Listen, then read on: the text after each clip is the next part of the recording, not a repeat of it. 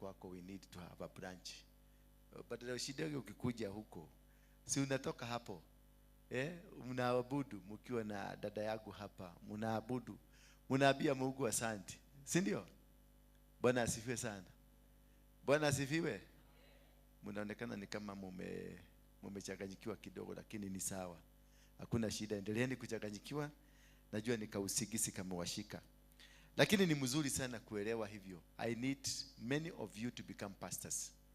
So from now henceforth we are going to reinstitute to rearrange the pastoral department.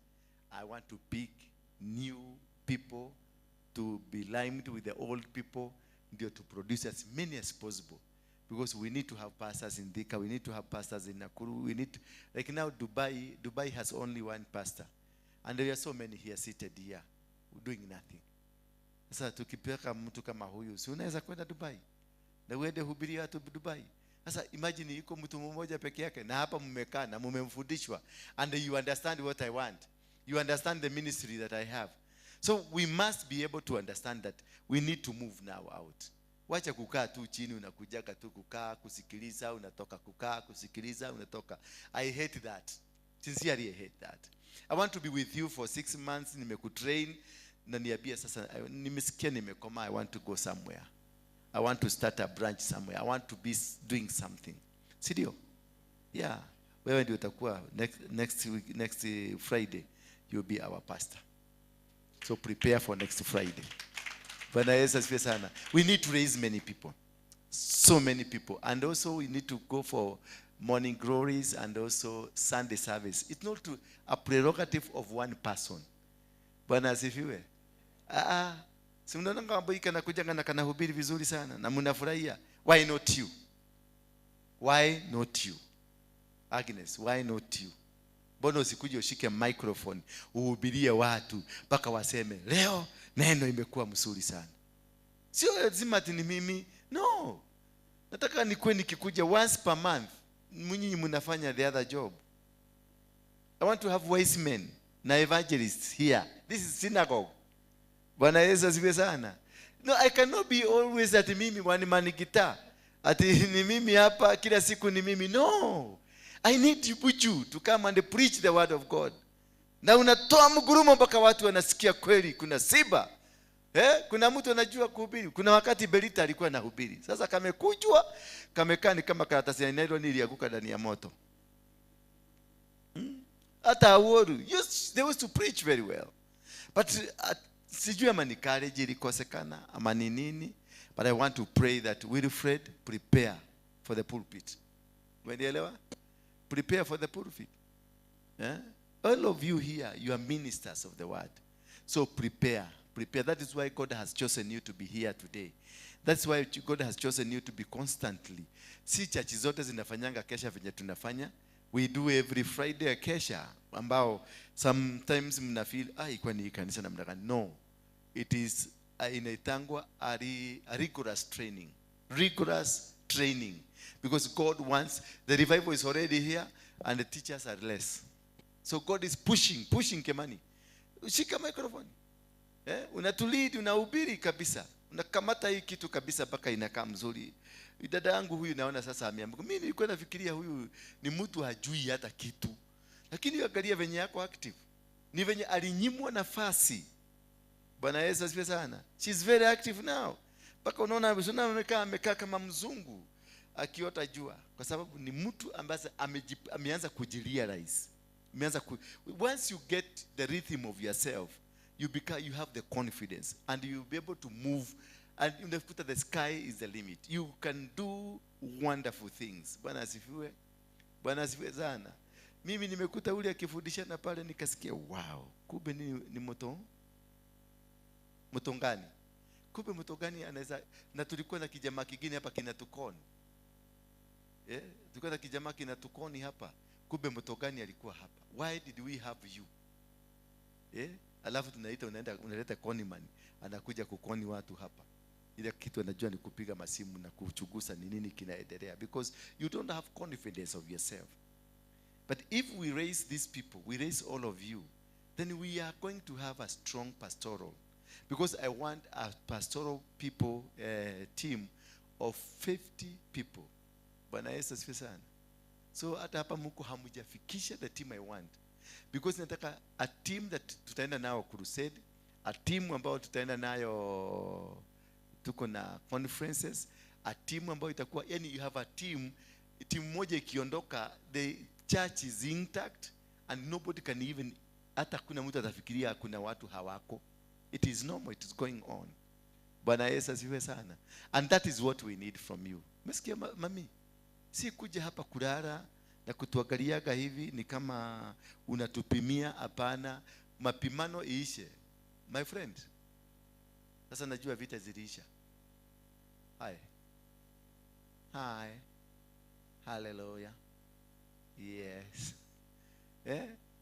Bwana asifiwe sana. So we have this team. These are vigorous to be there for training very vigorously until mkuwe na kitu inaitwa self-esteem, self-confidence. That when I am in and when I'm not in, things are going on well. And from today henceforth, it is not a prerogative of one person. Bwana Yesu asifiwe sana. Everybody tutaenda rotational. Kama sasa ukihubiri leo na tuko 50, utahubiri number 51. Sasa kama Friday ya leo, mwaka ina Friday gapi?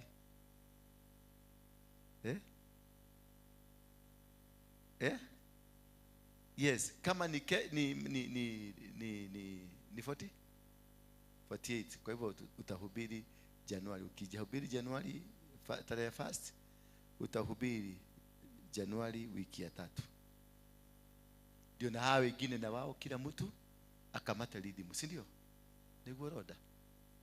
Niguo nwanyitogo. Uwefudidie. Lanchawa utakuwa unakuja unahubiri. Na hata ukikuja ukuta ni viti ziko, unazihubiria na unaziambia zitoe sadaka. Na unasiopea na unazifanya deliverance. Afadhali wewe unapiga teke ikianguka hivi, unaona ni kama mtu ameanguka hivi. Bwana asifiwe. Because we need to have a team. We need to have counselors. I need to know who is a counselor here. Because we need counseling, a lot of counseling. Watu wengi wanakuja hapa ni watu wa bangi, watu wa machanga, watu wa nini. Hiyo yote, we need to have counselors, people who can talk to people nicely. Kwa sababu hapa kuna watu wengine anakuangalia katuna sura mbaya. Umekuja uko na kidoda, labda ulichapa kofi na mzee, unakuja kutafuta mahali kuna kupumziko, lakini unagogwa jicho tu, kiangaliwa jicho. How may I help you? Sasa unashindwa hii sasa hii nilikuja kanisa ama nilikuja kwa Army Barrack ama ni police station?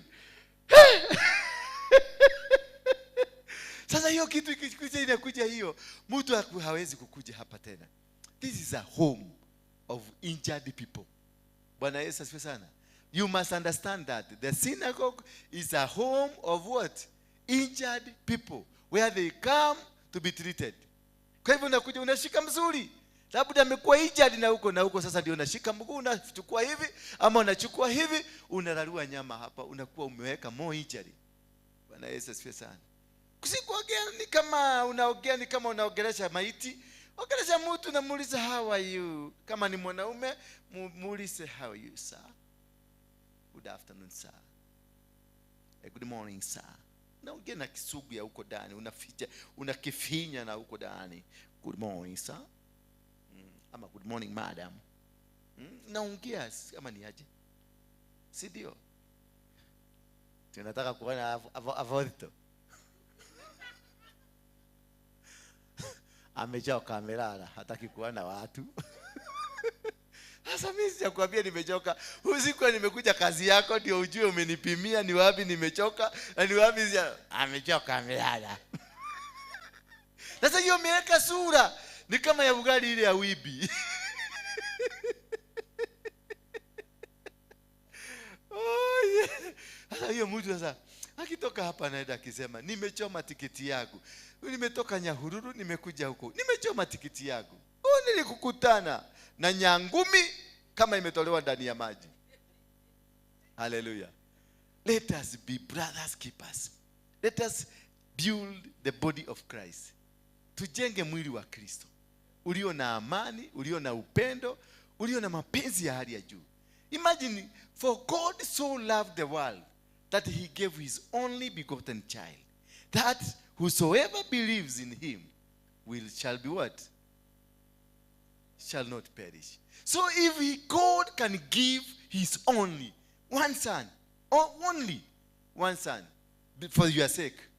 Sasa wewe unakuja unatuvalia sura ya nyagumi, unavalia huyu mama, na huyu mama amechapwa na majini, amechapwa na nini, amechapwa na wakora, amenyang'anywa, amefanywa ile vituko yote. Na sasa muangalie, sababu muangalie, muweke sura ya nyagumi. Uvalia sura ya nyagumi. Sasa utakuwa umemsaidia na nini? The church is love. Church Christianity is not hypocrisy. Christianity is so complicated. Tuimbe kama yule jamaa aliimba ile lingala ya Yesu. Sio complicated. Christianity is not complication. It is simplicity. It is love.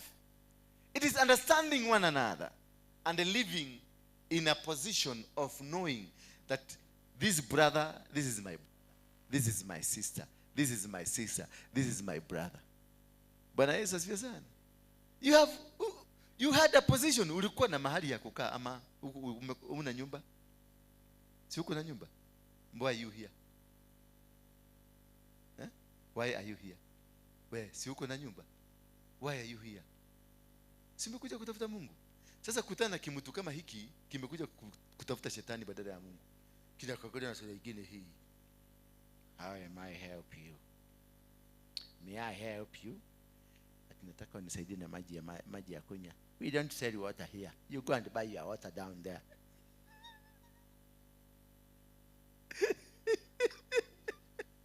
Sasa wewe ukutengeneza maji, hujui kule maji imetoka, hujui ni umekuja maji si ulipi, iko kwa tapu, siwambia hata mtu ingia kwa choo pale, kuna tapu, weka mikono mbili hapo kunywa.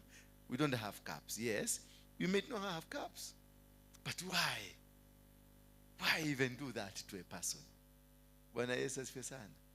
Before I call the preacher of today, wacha nikusomee kitabu fulani, James, the book of James chapter number 1.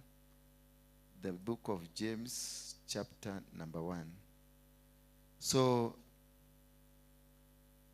I'm just trying to encourage you. Staki watu dormant hapa, staki kabisa kabisa. I need some people who are very active.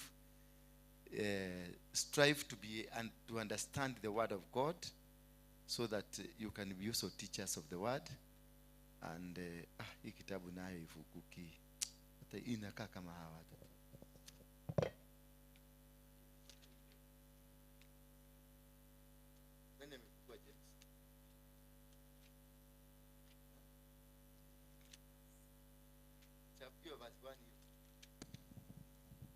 Chapter 1 verse 1. Acha nikupatie microphone. Kuna wazungu wamekaa pale ndani. Iko hapa microphone. Iko wapi? Na mbona unakataa kuitumia? Ama wewe pia unataka kutuuliza? Sorry, somebody to read it. Okay. We shall read it. James, a servant of God and of the Lord Jesus Christ, to the 12 tribes scattered among the nations. Yeah. Greetings. Consider it pure joy, my brothers. Twende tu pole pole, kaa chini. Sorry, kalia kiti. Consider it pure joy. My brothers. You see, he's saying consider it joy, my brothers and sisters.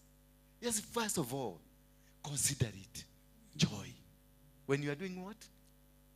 Whenever you face trials of many kinds. Whenever you face trials of any form and any kind, consider it joy.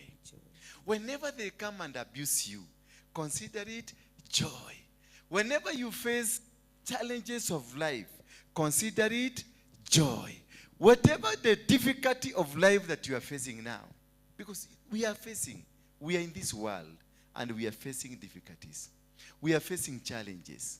We know things are not working well.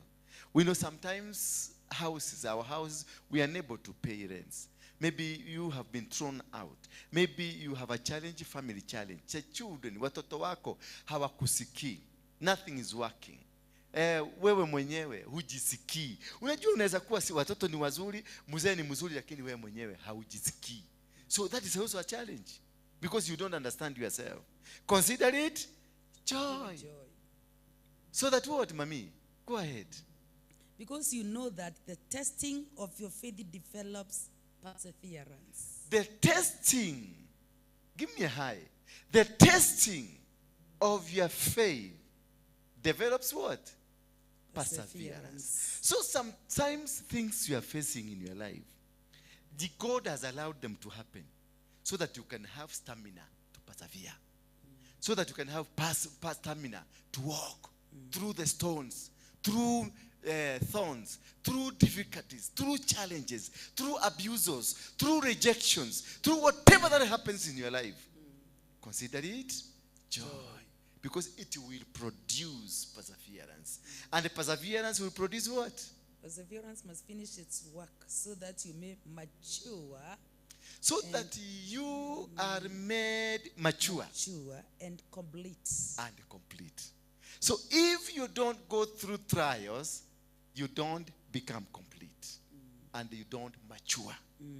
So the challenges you are facing in your life is meant to produce maturity in you. And maturity produces what? Completeness. So there are two things that you need to understand here. That they go together, one another. That completion, it's because of maturity. And maturity completes. So if you're not going to face trials, if the challenges are not going to come along your way, I can assure you, you will not be complete. Sure. I can assure you, even if you go where, you jump from this church, you jump to another church, you jump from this pastor, you jump to another pastor. If you don't allow perseverance to be perfected in you, maturity will not come and completion will not be seen. We are all being trained here. We are all being gathered here so that we can be made complete by being mature. God will not consider you to a position if you are not mature because you are not complete. Praise be the name of God. Your perseverance, your waiting, your desire to be taught, your desire to be humble, your desire to walk uprightly completes you and matures you. God will never consider you. God will never give you a responsibility if you are not mature to handle that responsibility. Maturity is grown by moving through and understanding the processes of trials. Once a trial is completed, once a trial is gone through, you go through this trial, they will perfect you. Perfection will come, and once perfection comes, you will be able to understand the cause of the problem. And the time you understand the cause of the problem, what happens? Perseverance comes because you understand. Ni kwa muda mchache tunaenda kutoka hapa. Then lacking nothing. When you are complete, you will lack nothing. Bwana Yesu asifiwe sana. Because your faith will mature and will grow spontaneously. Because once your maturity grows spontaneously, then it produces the power of God, the power to resist, the power to fight, the power to soldier on, the power to win.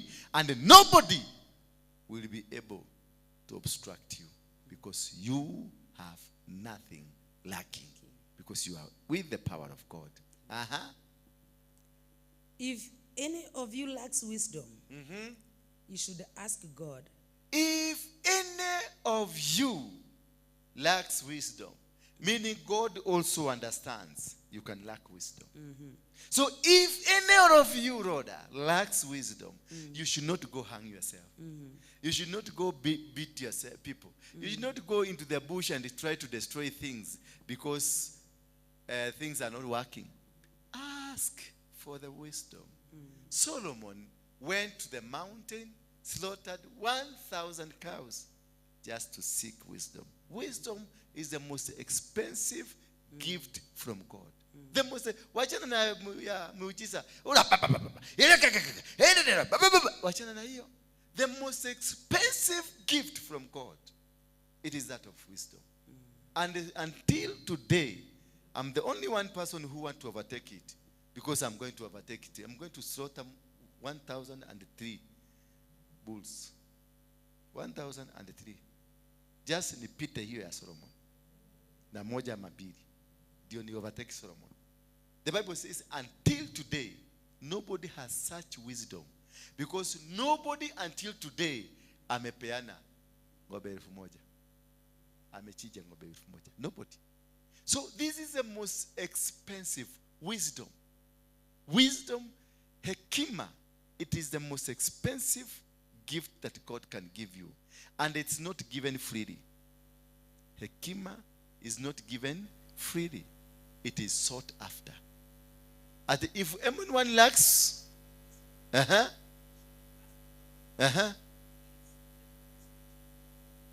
who gives it, you should ask. Other gifts we don't ask, we find we have them. The gift of delivering people, the gift of prophesying, the gift of any other thing, it is, you find it having. You have it. Labda ulianza atakutabiri ukiwa kwa tumbo ya mama yako. But this one, you have to ask God. Because there is something God is looking at you. Are you mature to be given? Wisdom is not given to immature people. Wisdom is not given to imperfect people. Wisdom is not given to people who are not complete. If you are not complete, you are lacking something, then you will not be given the wisdom. Ndio unaona kuna watu unasikia tu kuongea kwake mpaka kila mtu anatamania, anasema wow, unasikia huyo mtoto venye ameongea, kwa sababu this is something that imechungwa, imetengenezwa, it's filtered so that when it is released, it produces the purpose of God in you. So this one, you must go looking for it. Then but when he asks, he must believe and not doubt. When you ask God and when you ask for the wisdom, you must believe in it and no doubt. Yes. So this is something I'm trying to stress to you, because God is lifting you up. Today is marking a new beginning of your life. Today is marking a new beginning of your ministry. Today is marking a new beginning of your successes. Today is marking a new beginning of yourself. That self-realization is coming. Self-realization will be thriving around you. That once this is given, what happens? Because he who doubts is like a wave of the sea. Yes. Once this is given, you should not doubt. Because whoever doubts, it is like the sea, a wave that comes and disappears. Bwana Yesu asifiwe sana. That is the word of encouragement for today. Then, blown and tossed by the wind, that man should not think he will receive anything from the Lord. Repeat again. But when he asks, he must believe that and not doubt, because he who doubts is like a wave of the sea, blown and tossed by the wind. That man should not think he will receive anything from the Lord. You see, if you doubt, never expect anything from the Lord. So this is a filter that will filter you out. This is something that will bring you down, destroy you, if you are not sure of yourself. Being sure conquers fears. Being sure wins battles. Being sure makes you succeed. Being sure plants you in a foundation that you are able to control.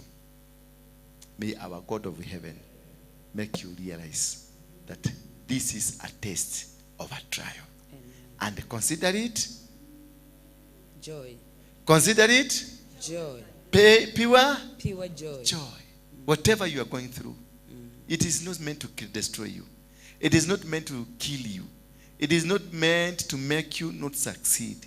It is meant to perfect you. Amen. It is meant to make you stand. Amen. It is meant to make you be known. Amen. Today we are starting this fresh program of alternating pastors. Sema alternating pastors. Alternating Because pastors. I'm now in the process of choosing or selecting wise men of the synagogue and the evangelists of the synagogue. Bwana Yesu asifiwe sana. We have now come to an end of the previous regime. This is a new regime. Mnanielewa vizuri? Hebu shika masikio yako hivi. Uliza masikio, umesikia? Musa imesikia? Muulize. Imekwambiaje? Yuulize, uko tayari tuhubiria watu? Imekwambiaje? Niko tayari. We must do it. Sema, I must do it. From today, I'm counted a woman or a man of God. Kama ni woman, sema I'm a woman of God. Kama ni man, sema I'm a man of God. Yes, there's no somebody who is very special. Ati ya kusema ati huyu sasa huyu ndio hapana. We all are equal.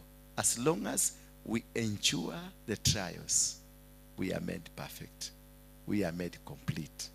So, Don, kuja tuanzie hiyo mtaratara ya leo. Can you give us the word for today? Pigia Don makofi. Uko sawa? Uko sawa kabisa? Kuja. Acha kuogopa. Uko sawa? Je, nimeona umetoka nje, alafu tena umerudi. Ulienda kufanya press up. Kujitayarisha.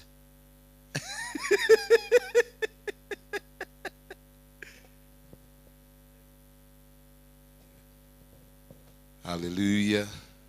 Let's celebrate the angel of the house, the prophet of God, in Jesus' mighty name. Hallelujah. Imenipata off lakini sawa tu. Bwana asifiwe sana. Let's worship and then we can be able to go to the word. Hallelujah. Let's stand up as we worship the Lord.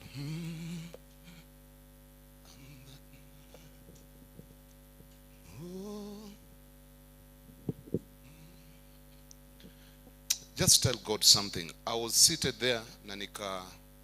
I landed on a certain scripture in Esther chapter number 6, verse number 1. Biblia inasema kwamba, and the king could not sleep until the book of the record was brought. Hallelujah. And I believe this is a night that God wants to bring answers in your life. And I pray that nothing will stop the breakthrough of God in your life. Somebody say amen. Somebody shout amen. Somebody say amen. And I believe you're going to be blessed. You know, tu mikono yako juu katika jina la Yesu. We bless you, Jesus. Ambia tu Mungu kwamba there is something that God is going to do in your life in Jesus' mighty name. God, we bless you. God, we honor your name. We uplift you, Lord. We thank you. As you're speaking, also mention the man of God in your prayer, because I know he's tired. He's having a load. But Lord will strengthen him. Don't be quiet. There is something that God. Hallelujah. We worship you, Lord. We give you praise. We give you praise.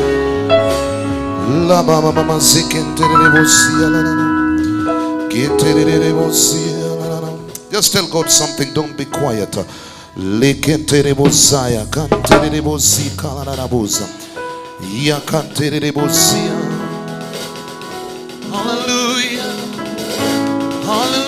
Hallelujah, hallelujah. Just open up your mouth. Do not be quiet in the presence of God. Oh, hallelujah.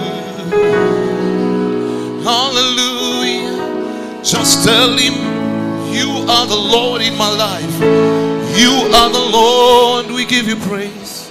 Hallelujah. Thank you, Jesus.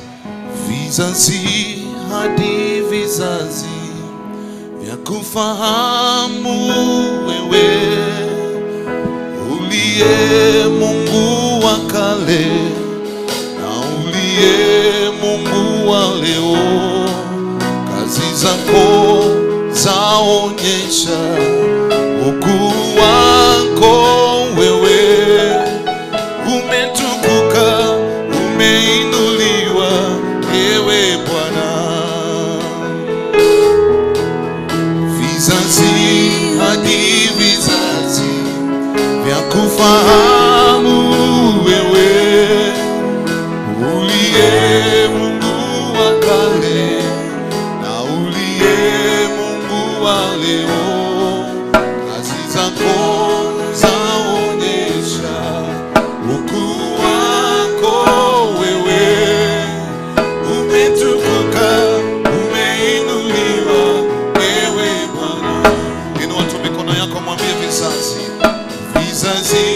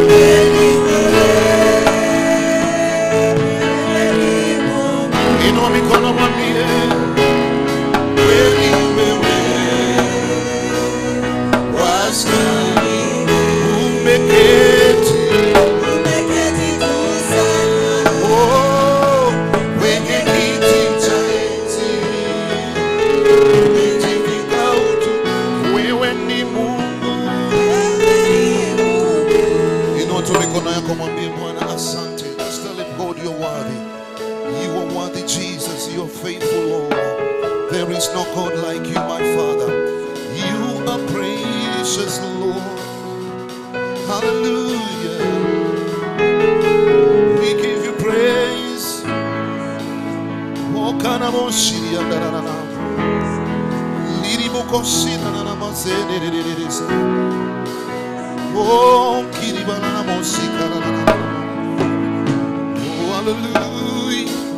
Just tell him something in the name of Jesus. Oh, Kiribosidi and Darana Mosidi. Oh, Kanaboshela.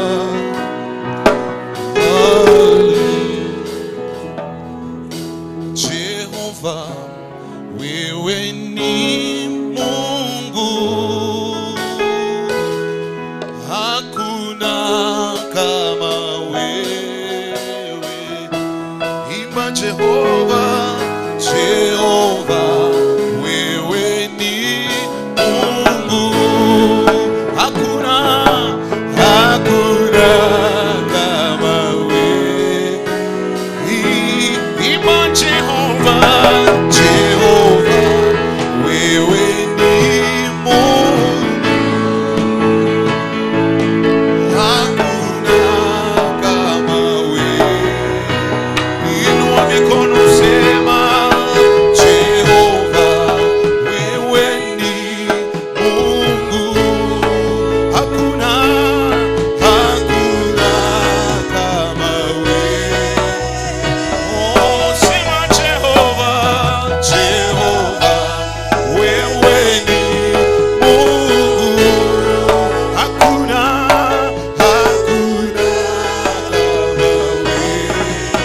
Mwambie Jehovah Shama, Jehovah, wewe ni Mungu, hakuna kama wewe. Inua mikono mwambie Jehovah, wewe ni Mungu, Jehovah, wewe ni Mungu. Usiku wa leo hakuna kama wewe.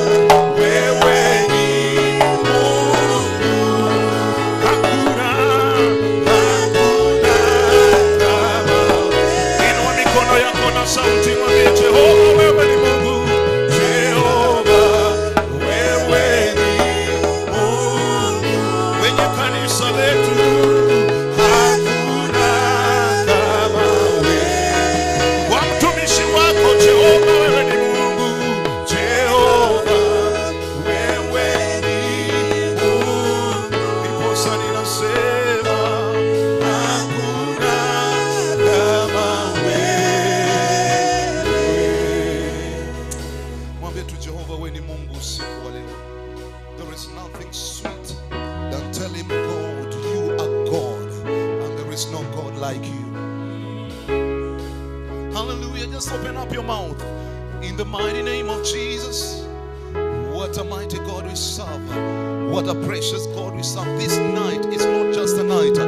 Let it be a night of an encounter, that when you leave this place, you will encounter God in your business, in your marriage, in your relationship, in whatever things. Open up your mouth in the mighty name of Jesus.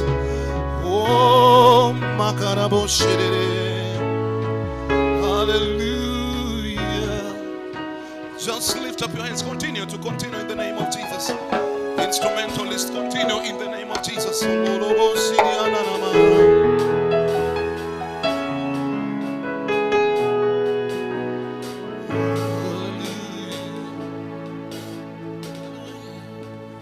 Jehova Mungu, ninakuabudu, ninakuabudu.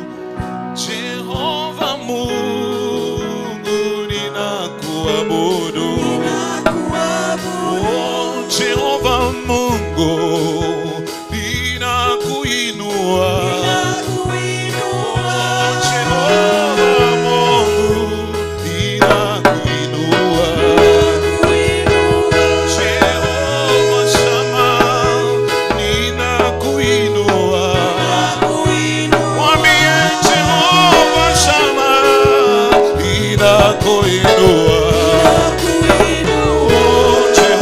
Shama, oh, ninakuabudu. Hakuna kama wewe Baba, ninakuabudu. Kando na wewe Bwana, oh, hakuna kama wewe. Jehova Shama, ninakuabudu.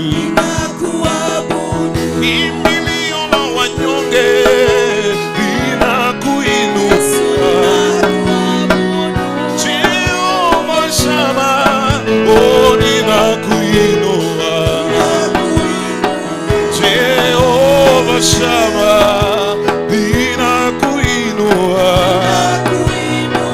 Jehova Shama, ninakuinua. Jehova Shama, umetamalaki.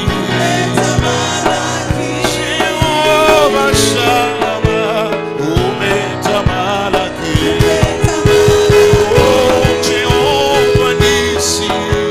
Hakuna kama wewe. Jehova nisi, hakuna kama wewe. Jehova Shama, hakuna kama wewe. Jehova Shama, hakuna kama wewe. Oh, hakuna kama wewe.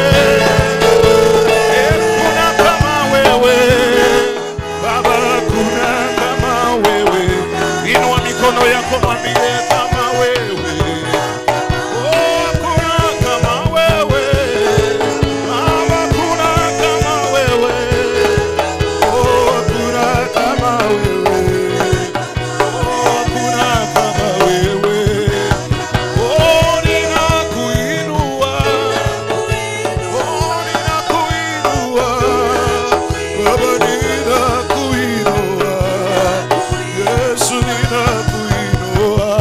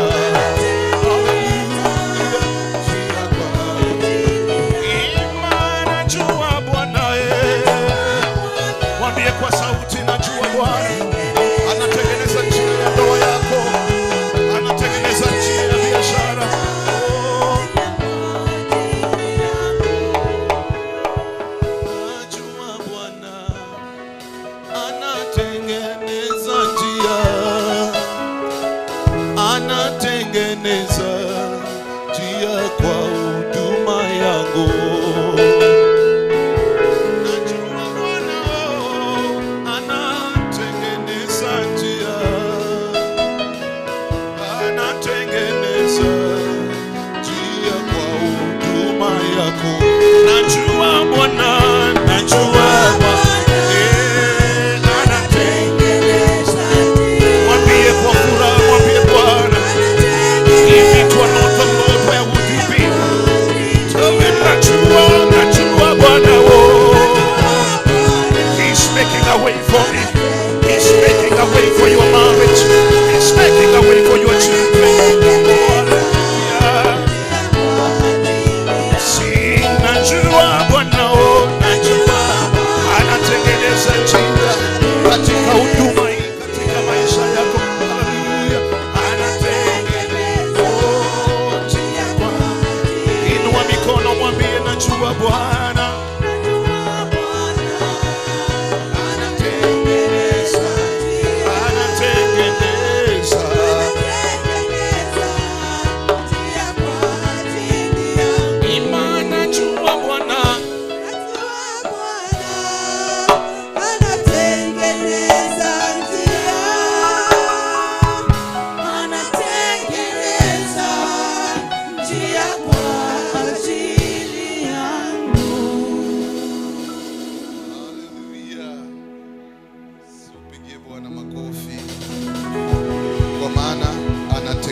Njia.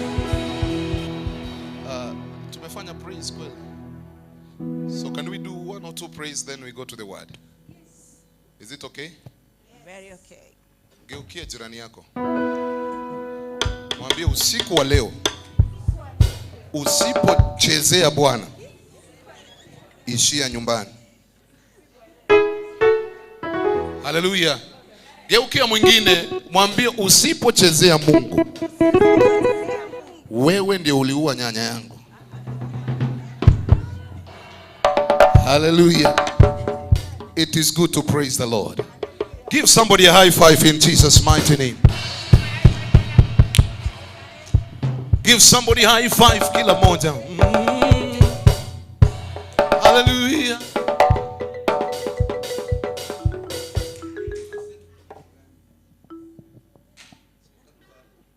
Hallelujah. Spare a high five. Spare a high five in the name of Jesus.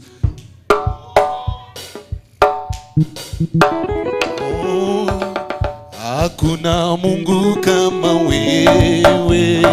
Hakuna Mungu kama wewe. Hakuna Mungu kama wewe. Hakuna na atakuwepo. Hakuna Mungu kama wewe. Piga makofi. Hakuna Mungu kama wewe. Hakuna Mungu kama wewe. Hakuna na atakuwepo. Oh, hakuna Mungu kama wewe. Hakuna Mungu kama wewe. Hakuna Mungu kama wewe. Hakuna na atakuwepo. Hakuna Mungu kama wewe. Waimbaji siwasikii.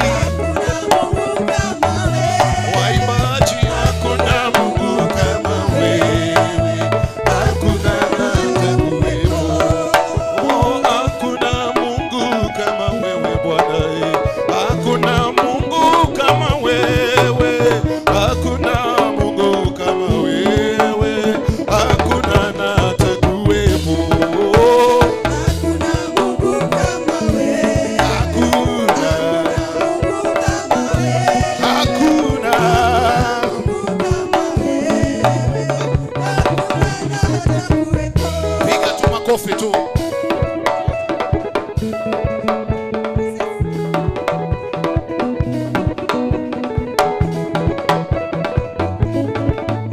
Cheza na maringo tu. Hakuna Mungu kama wewe. Hakuna Mungu kama wewe. Hakuna Mungu kama wewe. Hakuna na atakuwepo. Hakuna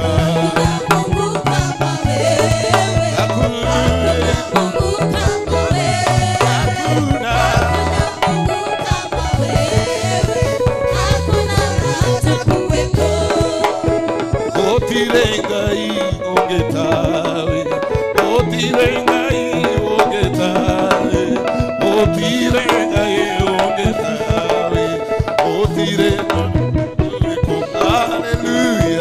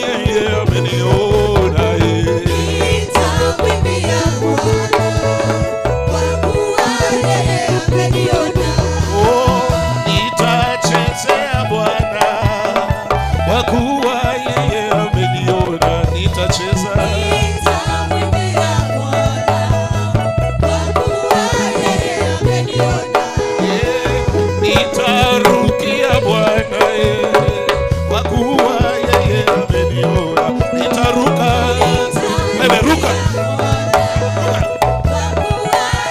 ruka twende.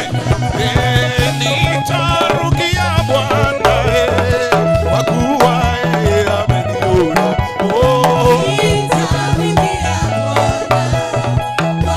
Wamama ruka.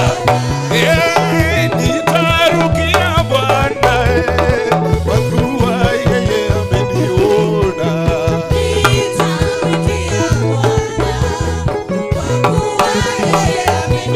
Ameniona, ameniona, ameniona, ameniona, ameniona, ameniona, ameniona, Yesu ameniona, ameniona, ameniona, ameniona, ameniona, ameniona,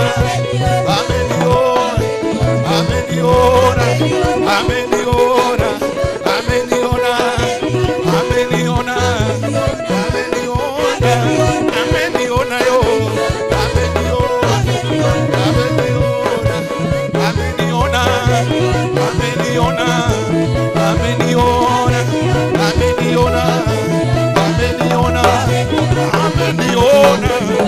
ameniona, ameniona,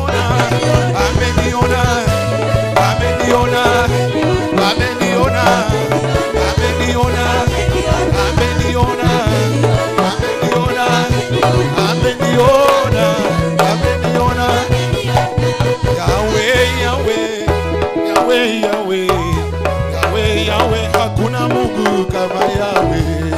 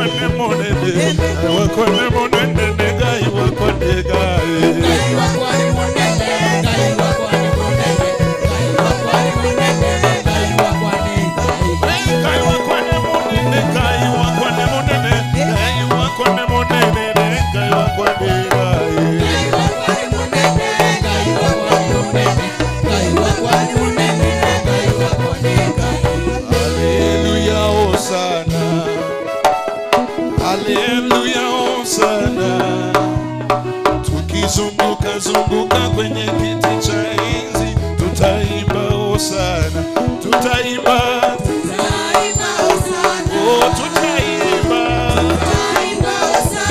Tukifanya nini? Tukizunguka zunguka kwenye kiti cha enzi, tutaimba hosana.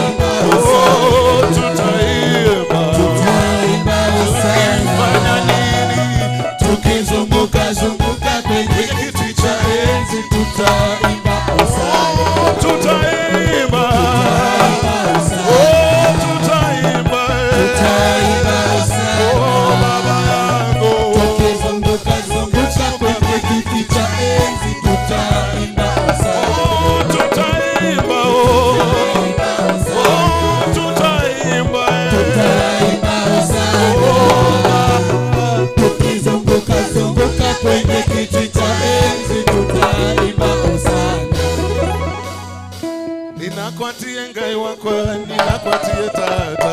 Ninakwatie ngai wakwa, ninakwatie tata. Twende. Ninakwatie ngai wakwa, ninakwatie tata. Ninakwatie ngai wakwa, ninakwatie tata. Ninakwatie ngai wakwa, ninakwatie tata. Ninakwatie ngai wakwa, ninakwatie tata. Ninakwatie ngai wakwa, ninakwatie tata. Ninakwatie ngai wakwa, ninakwatie tata.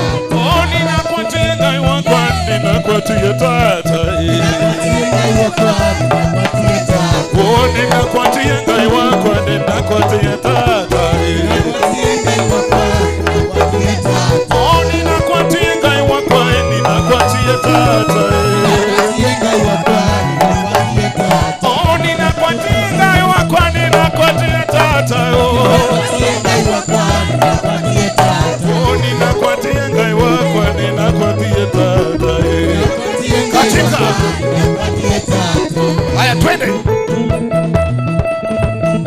Cheza kama venye unataka. Cheza kama venye unaenda kulipwa. Hapo tu. Hapo tu.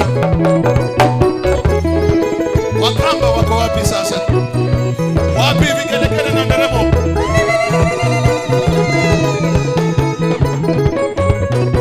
Ninakwatie ngai wakwa, ninakwatie tata. Ninakwatie ngai wakwa, ninakwatie tata. Oh, ninakwatie ngai wakwa, ninakwatie tata. Oh, Ninakwatie ngai wakwa, ninakwatie tata. oh, ninakwatie ngai wakwa, ninakwatie tata. Ninakwatie ngai wakwa, ninakwatie tata. Ninakwatie ngai wakwa, ninakwatie tata. Oh, Ninakwatie ngai wakwa, ninakwatie tata. tata, tata. Tata, tata. Tata, tata. Tata, tata. Tata, tata. Tata, tata. Oh, tata, tata. Tata, tata. Oh, tata, tata. Tata, tata. Tata, oh, tata, oh. Oh, tata, tata. Oh, tata, tata. Tata, tata.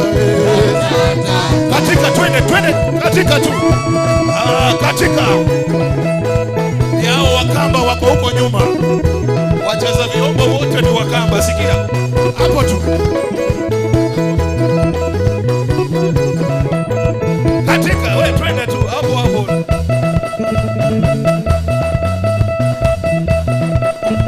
Hapo tu Mary, hapo tu.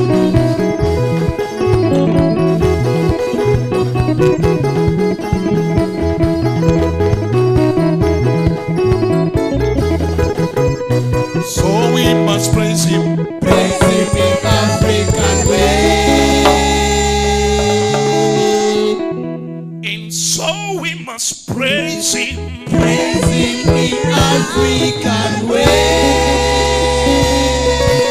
Somebody shout, so we must praise him. Praise him in African way.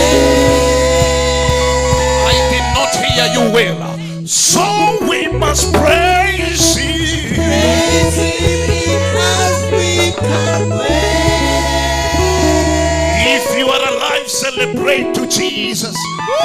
Hallelujah. Hallelujah. Hallelujah. Hallelujah. Hallelujah. Glory be to God. How many people are happy? We thank God.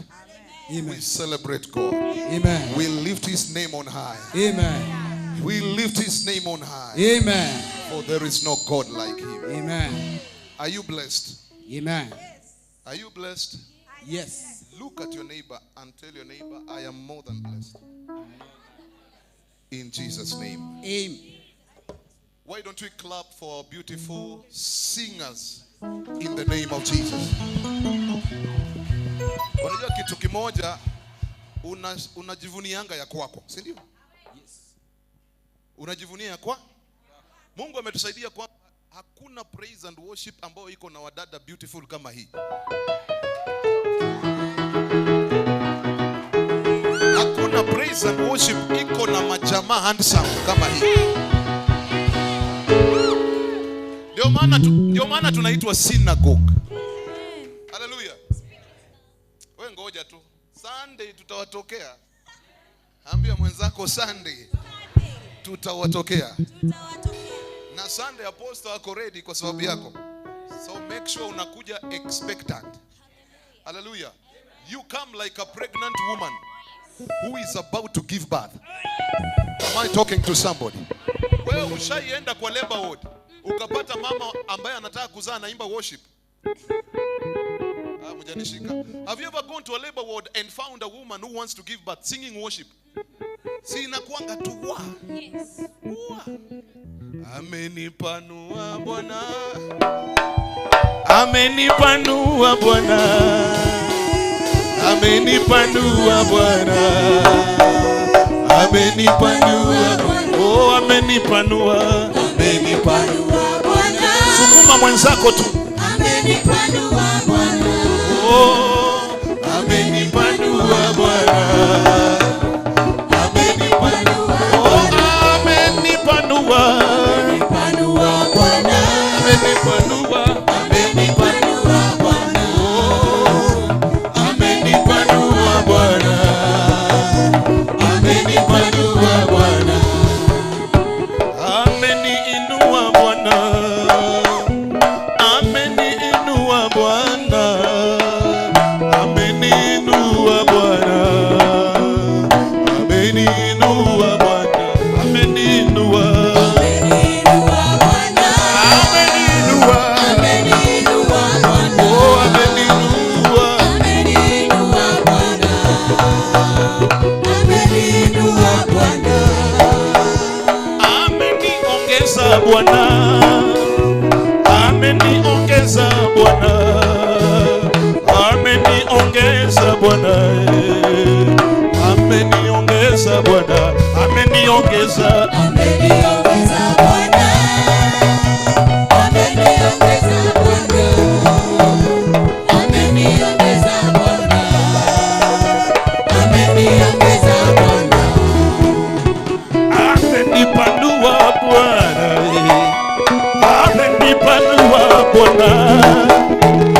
Amenipanua Bwana. Amenipanua Bwana. Amenipanua. Amenipanua Bwana. Amenipanua Bwana. Alex amekupanua. Amenipanua Bwana. Amenipanua Bwana. Amekupanua Bwana. Amekupanua Bwana. Amekupanua Bwana. Amekupanua Bwana. Amenipanua. Amenipanua Bwana. Amenipanua. Amenipanua Bwana. Amenipanua. Amenipanua Bwana. Amenipanua Bwana. Ameniinua Bwana yo. Ameniinua Bwana. Ameniinua Bwana. Ameniinua Bwana. Ameniinua. Ameniinua Bwana. Amefanya nini yo? Sijakusikia vizuri unasema nini? Ameniinua Bwana.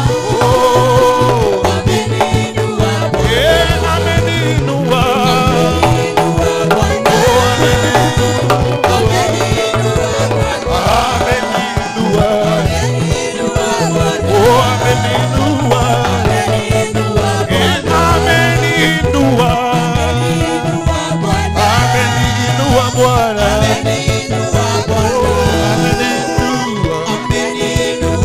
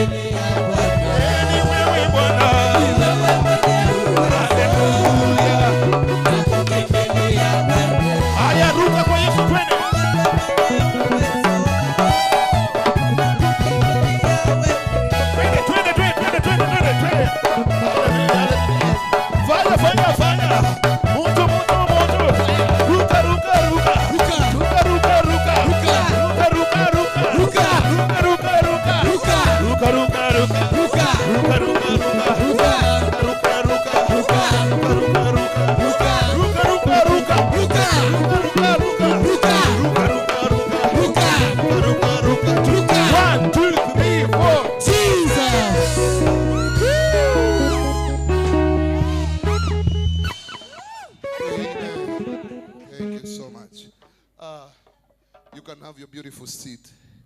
Hallelujah. Amen. I believe this is the best place to be. Hallelujah. And I want to thank God because God is faithful. Amen. And one of the things that ninaweza sema, I don't take for granted when it comes to the things of an altar. Bwana asifiwe sana. You know one thing, to put an altar here, it is not something to joke about. And you need to understand, an altar is a place where something must die for another one to live. So for this church, for our church to be here, we have killed a lot of demons in this city. We have destroyed a lot of things in this city. And that's why this altar is here to exalt the name of God. And you need to understand, where there is an altar, there is a priest. Am I talking to somebody? Where there is an altar, there is a priest. And we thank God because of our own. Sema our own. Ongea kwa kizungu bwana. Sema our own. Eh?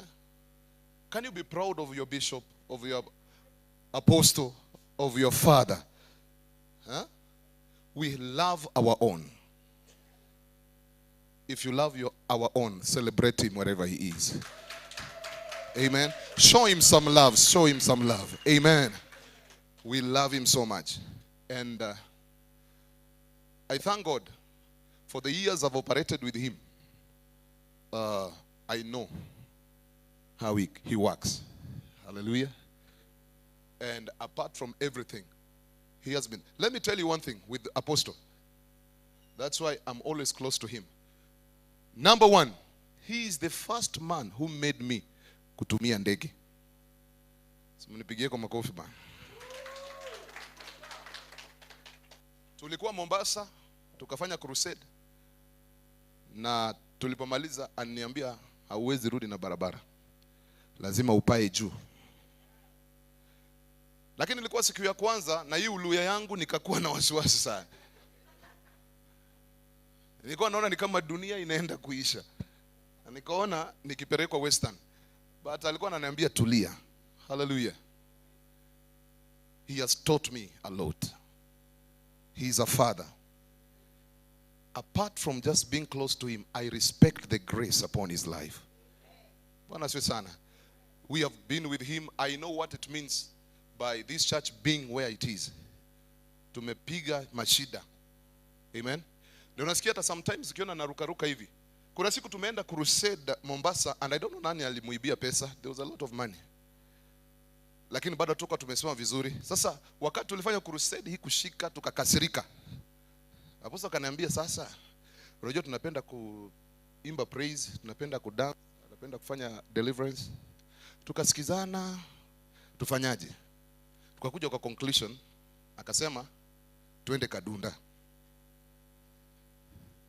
Tuende Kadunda. Sasa tukaenda tulidrive mpaka Mtwapa huko. Kuna club inaitwa Gasolina. Wewe ulishawahi huko. Gasolina. And let me tell you the truth. Your time apostle alikuwa na mwili kubwa na anajua kudance, my friend. Tuliingia pale amekasirika akaenda kwa DJ akamwambia utuwekee ngoma tunataka. Na kamunyweso. So wakati walituletea tukapiga yetu kidogo. Alafu akasema toa kila mtu kwa stage. Ni mimi na Don. Just imagine. Watu wakazunguka hivi. So mimi na apostle tuko tu tunazikwenda, my friend. tunazikwenda. Kwanza najua kutoa my style, my friend. Tukazikwenda. Lakini tulikuja tukajiuliza, in fact tulifika pale tukalewa sana, and then tukalala kidogo hapo tu kwa club. And then asubuhi ikafika, wakaeka ile wimbo ya Solomon mkubwa, Mungu wetu mwenye nguvu, wacha tutubu. Tulitubu ya ukweli. Tubu. Ana apostle ananiambia, don't wait tuvunjike mbele za Bwana. Tuvunjike. Na tukatoka pale, akasema kitu kimoja, I don't know if he remembers. Akasema, Don, if these people wako na speaker kama hizi, kama wanaweza tengeneza dancing floor kama hii, what about us? Situjengee Mungu kitu. Na tukatoka hapo, akasema, Don, we are writing a quotation of the kind of equipments tutapata. Si tunashukuru Mungu tuko na equipment. Na bado zingine ameniambia iko kwa barabara because ya crusade. It is being imported. Na akaniambia tutajenga something beautiful. Tukikuja tukiteseka hapa tukiwa Karen, ndio tukakuja Rongai, tukipitia tu. But one thing I thank God, the man of God apostle has been anointed and is a seasonal preacher. He's a seasonal preacher. And I respect him. I respect the grace of God upon his life. And I respect the anointing over his life. I don't take it for granted. Most of the time unapata zingine tunafika pahali ninahepa kidogo, lakini unasikia ananiambia, we njoo hapa. I honor the word and I come. Bwana asifiwe. Bwana Yesu asifiwe. So I just want to share a word that God has put in my spirit. It was just a brief notice nikiwa nimekaa hapo tu. Sawa. Amen. There's a message that God has put in my spirit, and I will entitle it, At Your Word. Sema, at your word. Hiyo tu, my theme is at your word. Kwa neno lako. Somebody say amen. You don't need so many words. You need only one word. You don't need so many voices. You need one voice. And I believe one word from God can change your life. One word from God can transform your life. One word from God can take you far.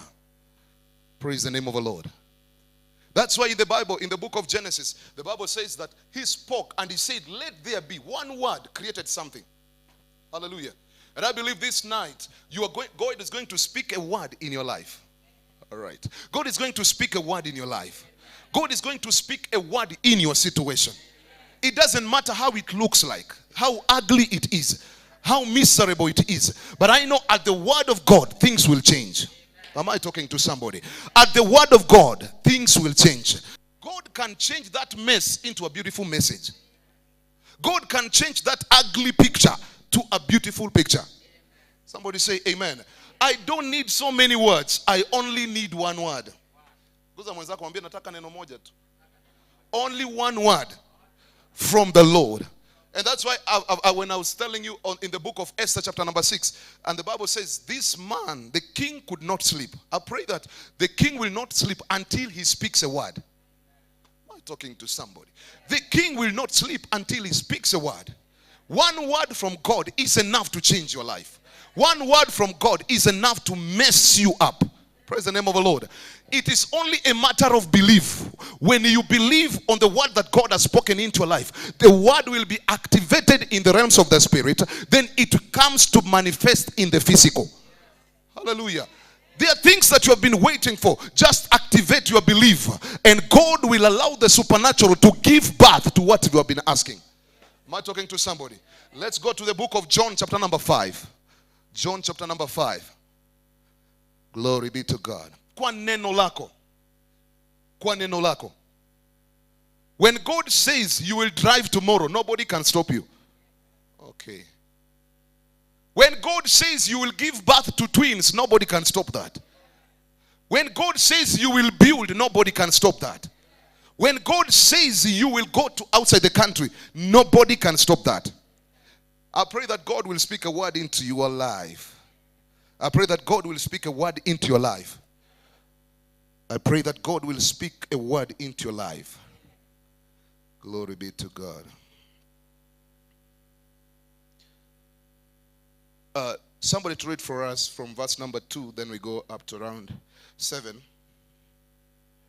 And I know it's an almost a scripture that so many people are used to, but the revelation is always different. Somebody to read for us, John, the book of St. John, chapter number 5, verse number 2, going downwards.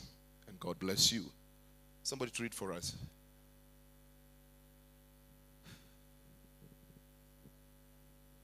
Yes. Yes.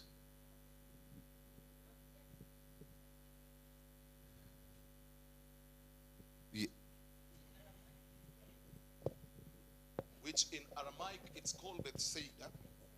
Yes. There was a pool. Now you need to understand the meaning of a pool. The meaning of a pool. Whenever you see a pool, it means it's a place whereby you go and get sanctified. Yeah? It's a place where you go and be made whole. It's not a normal pool like the one you take Mangombe Ushago. This is a pool that is full of healing. And it was in a place called Bethsaida. Continue. And which is surrounded by 5 covered colonnades. And it is surrounded by 5 covered colonnades. Here a great number of disabled people used to lie.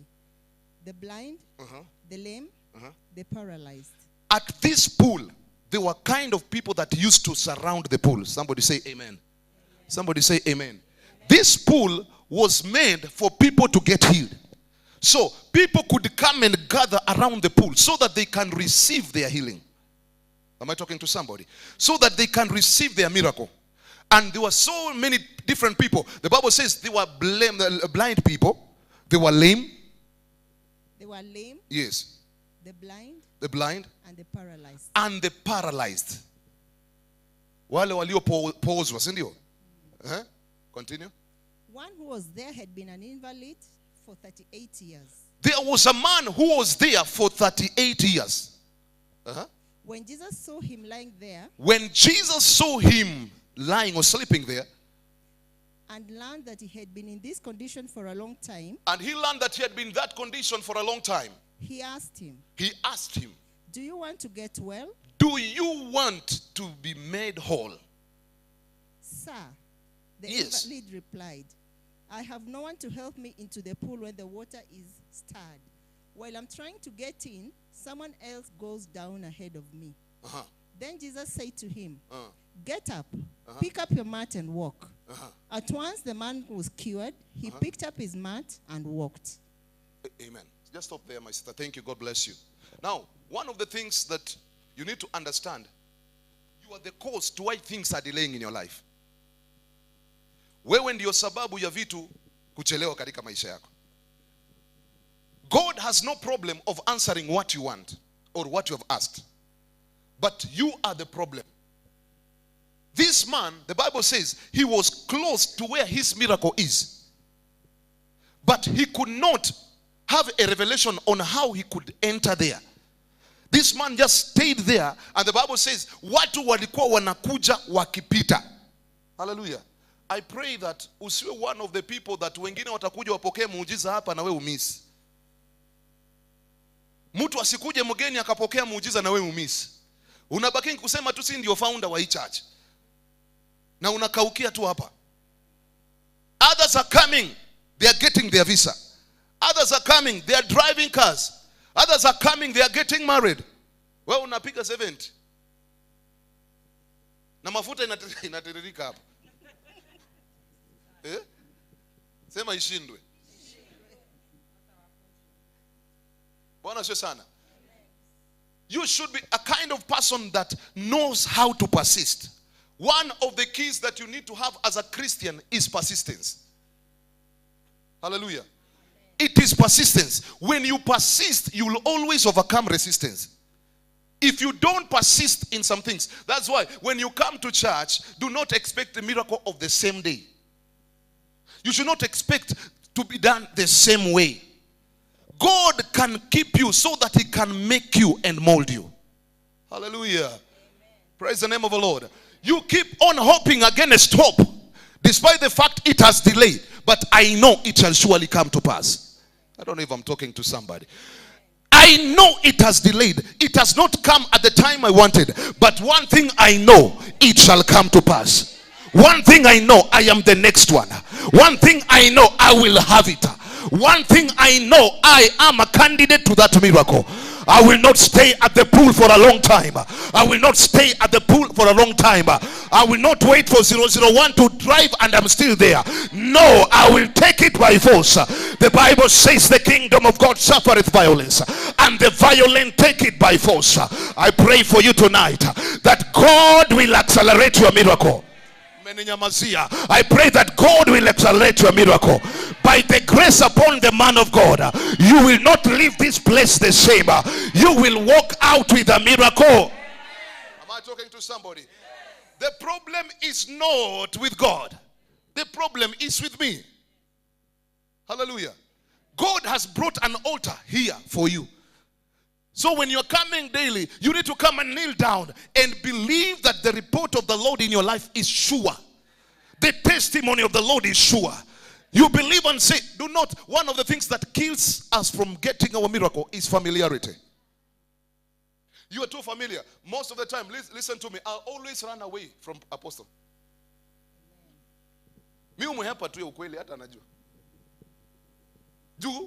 If I continue being familiar with him, I'll miss my breakthrough.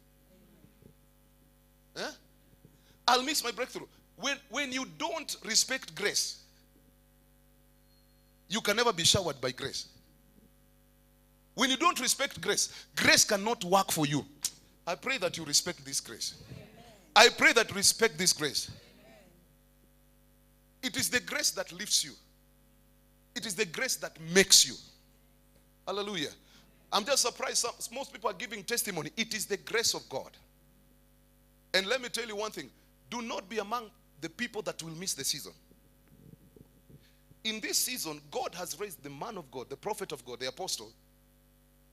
In this season, kufuta watu wenye wamekuwa wakifanya kazi ya upumbavu, kuuza vitambaa, kuuza chumvi, kuuza vifagio, kuuza maji, mchanga, mwingine aliuza vitungu.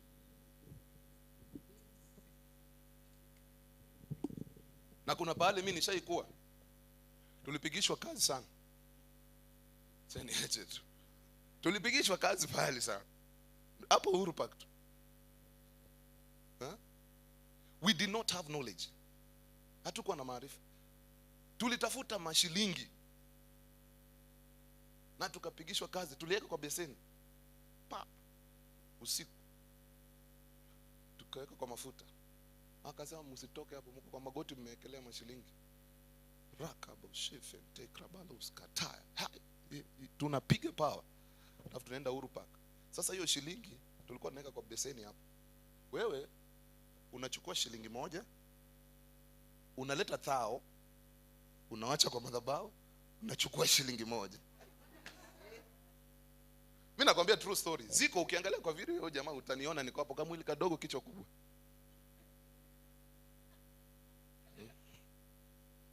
Unachukua bob mzee, unaleta thao, alafu unachukua bob. Hiyo bob unaweka kwa kibeti. Wanasema usiwahi toa kwa kibeti. Witchcraft of the highest order. Witchcraft of the highest order. Unaweka bob na thao hiyo. So kumaanisha huyo jamaa amepiga biashara moja kali, profit ya 999.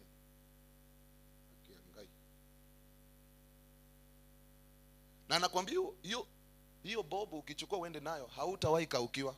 My friend, miezi 3 nilikauka.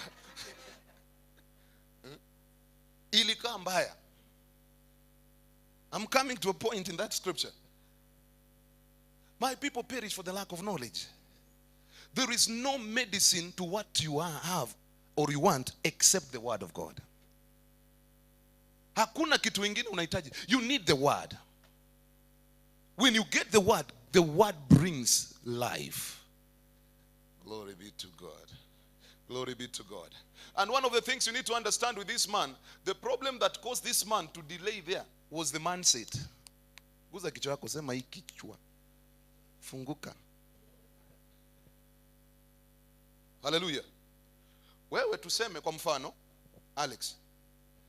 Wewe umekuja kwangu kama pastor. Umeniambia unataka kuoa. Huyu Roda amekuja hapa ameniambia nataka kuoleka. Sasa ni jukumu la nani kuendea mwingine? Si ni Alex? Lakini Alex hako tu hapa, baba leta, na huyu yako hapa hivi. Na bado tunangangana, geukie mwenzako mpe high five. Sasa unatafuta formula, ukimpatia high five unafinya mkono kama signal.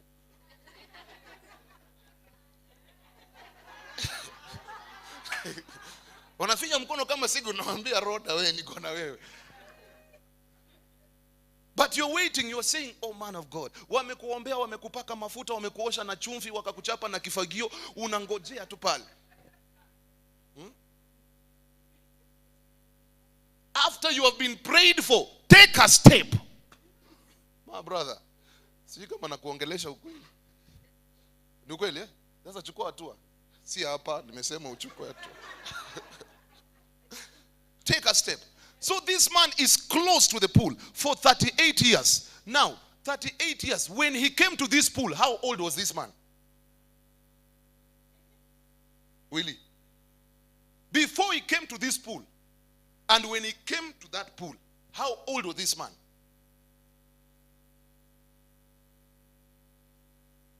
Sasa kabla afike kwenye hiyo kisima, ndio tuanze kuhesabu hiyo 1 mpaka 38. Alikuwa na miaka mingapi? Past even 60. So this man delayed his miracle because of the mindset. Mungu atu renew mind. When our mind is transformed, when you come to church and your mind is transformed, when you look at the prophet of God, when you look at the man of God, you don't see a human being like normal. You see the vessel of God. You see the grace of God. You see the anointed one of God. Ufala ndio inatusumbuanga tu. Ufala endi ujuaji. At because nimezoeana na apostle, simama Alex. At because nimezoeana na apostle, akimaliza kuhubiri, sasa ametoa mapepo, na kuja namwambia ni aje, mazee umegonga hii kitu. I'll be misusing grace. I'll be becoming familiar to what he carries. One thing I need to do, I need to go back and give thanks. Hallelujah. Give thanks and tell God, the man of God has spoken life in me. The best thing, even the moment amekubariki sana, what you need just to give your sacrifice na uende meditate. You give your sacrifice and meditate. Lakini unataka akishamaliza unataka kwenda tena kupiga story. Unasahau kile. You need to allow the word of God sink in you. Am I talking to somebody? Am I talking to somebody? So the problem of this man was the mind. Kwa nini? Biblia inasema kwamba he was just sleeping there. Lakini nini iko hapo? If it were you, si unge crawl uanguke kwa hiyo maji. You need to have a formula of attracting and seizing your miracle. Oh my God. If worshiping has refused to bring my miracle, I will praise the Lord. If praising the Lord has refused, I will give my sacrifice. If my sacrifice has refused, nitakuja nioshe church. There is no way the devil will hold my miracle. Am I talking to somebody? There is no way my miracle will delay.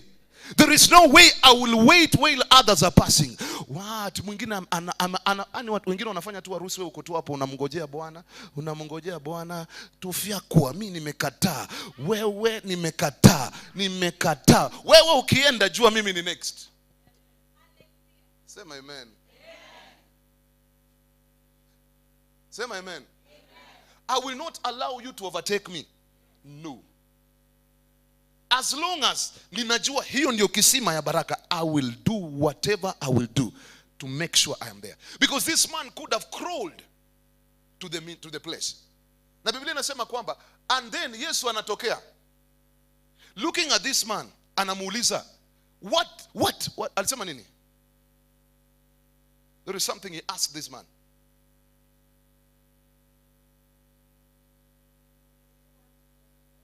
Do you want to get well?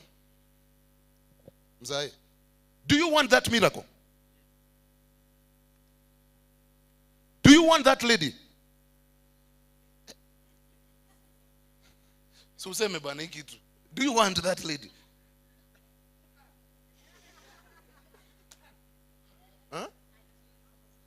Hauko sure? Usiko kwa category ya watu 38 years. Unaweza kuwa na ile roho ya huyu jamaa. Ama alikuwa bro yako. Nani? Anaweza uliza miss na mimi. Naweza uliza kitu yenye haipo na mimi sina B.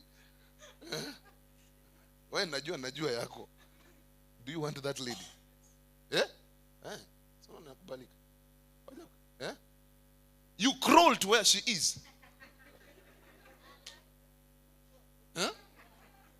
Everything you want is close to you. So the mindset of this man, Biblia inasema, do you want to be made whole? Akasema nini?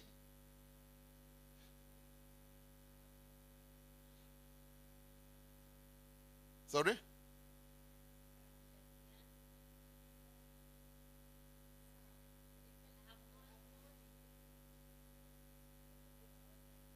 You see, such kind of a person, hata mshirika kama huyo nisumbua sana.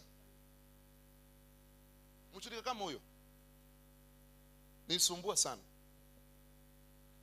Yani unataka muujiza, sina mtu wa kunipatia. When the man is there, Jesus himself is there. When you look at him, he is a problem solver. Okay? He has what you want. Na Biblia inasema kwamba I have no one to put me there. You don't need people sometimes. You only need God. You only need God. You don't need people. There are miracles that you will not have to consult somebody. Okay? There are miracles that you don't need to go and inquire. There are miracles. There are things that you don't. Umeomba na Mungu amekufunulia macho. Take a step. Rusha mstari. Hallelujah. Rusha mstari, Alex. Hallelujah. Sina kusaidia baba. I have no one to put me there. So others are passing while I'm still there. I pray that before we end the year, have a spirit of refusing people to pass you. Nobody should overtake you this year. The remaining months, nobody will overtake you. You are quiet. I'm saying nobody will overtake you. Nobody will overtake you. Hallelujah. Kama ni harusi tutadunga, mimi wa kwanza. Kama ni ball, mimi ndio wa kwanza. Kama ni kudrive, mimi ndio wa kwanza. Wilia utanichezea. You cannot drive ahead of me. I will drive ahead. Tutabishana tu hivyo. And that is what we call faith. Hallelujah. You cannot marry ahead of me. Okay, you see. So unaona ngoma inakuja tu sasa. Hallelujah. You will not go to US ahead of me. Huh? You will not buy a house ahead of me. This man for 38 years, others are passing and is there. I refuse that curse. I refuse that spirit. I refuse that curse. I will not wait for my miracle for 38 years. I know when I call upon him, he will be able to answer me. Hallelujah. He's a faithful God. He's a faithful God. He's a faithful God.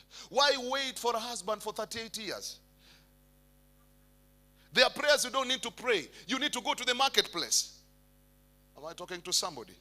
Go to the marketplace. Ingia kwa bafu, oga, tengeneza nywele, piga spray, tembea kwa barabara vizuri. Sometimes shukia mudhuru, utembee mpaka huku.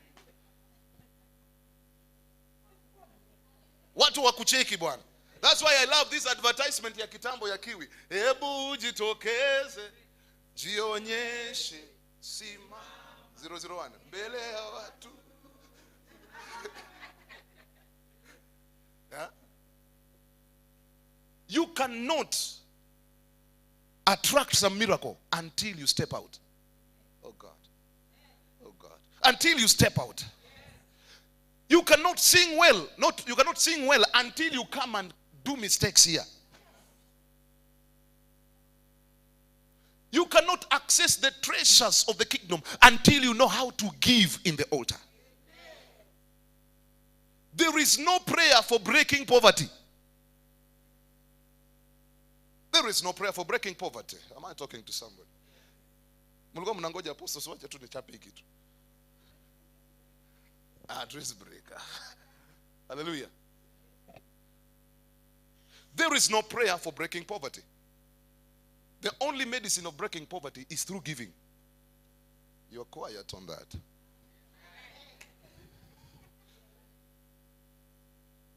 If you're waiting for Manyuru to sit on you so that poverty can go away, oh.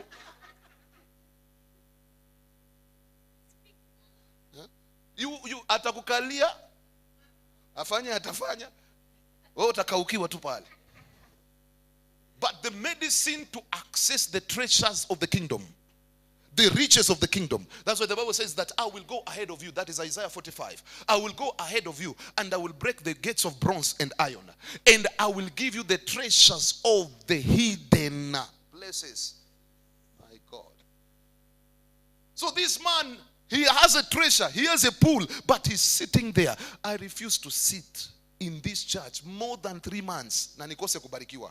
It's an error. Slap mwenzako mwambie it's an error. It's an error. God has graced us with the man of God. He's anointed. He's favored. We kazi yako tu nikikuja tu na kumwangalia tu. There's a time I was preaching somewhere in Uganda. Not Uganda, in Sudan. So that somebody was busy taking notes. Namuona tu anaandika. Kitu kaniambia hebu songa karibu naye. Niliposonga hapo, huyo mtu ananichora, hakuwa anaandika.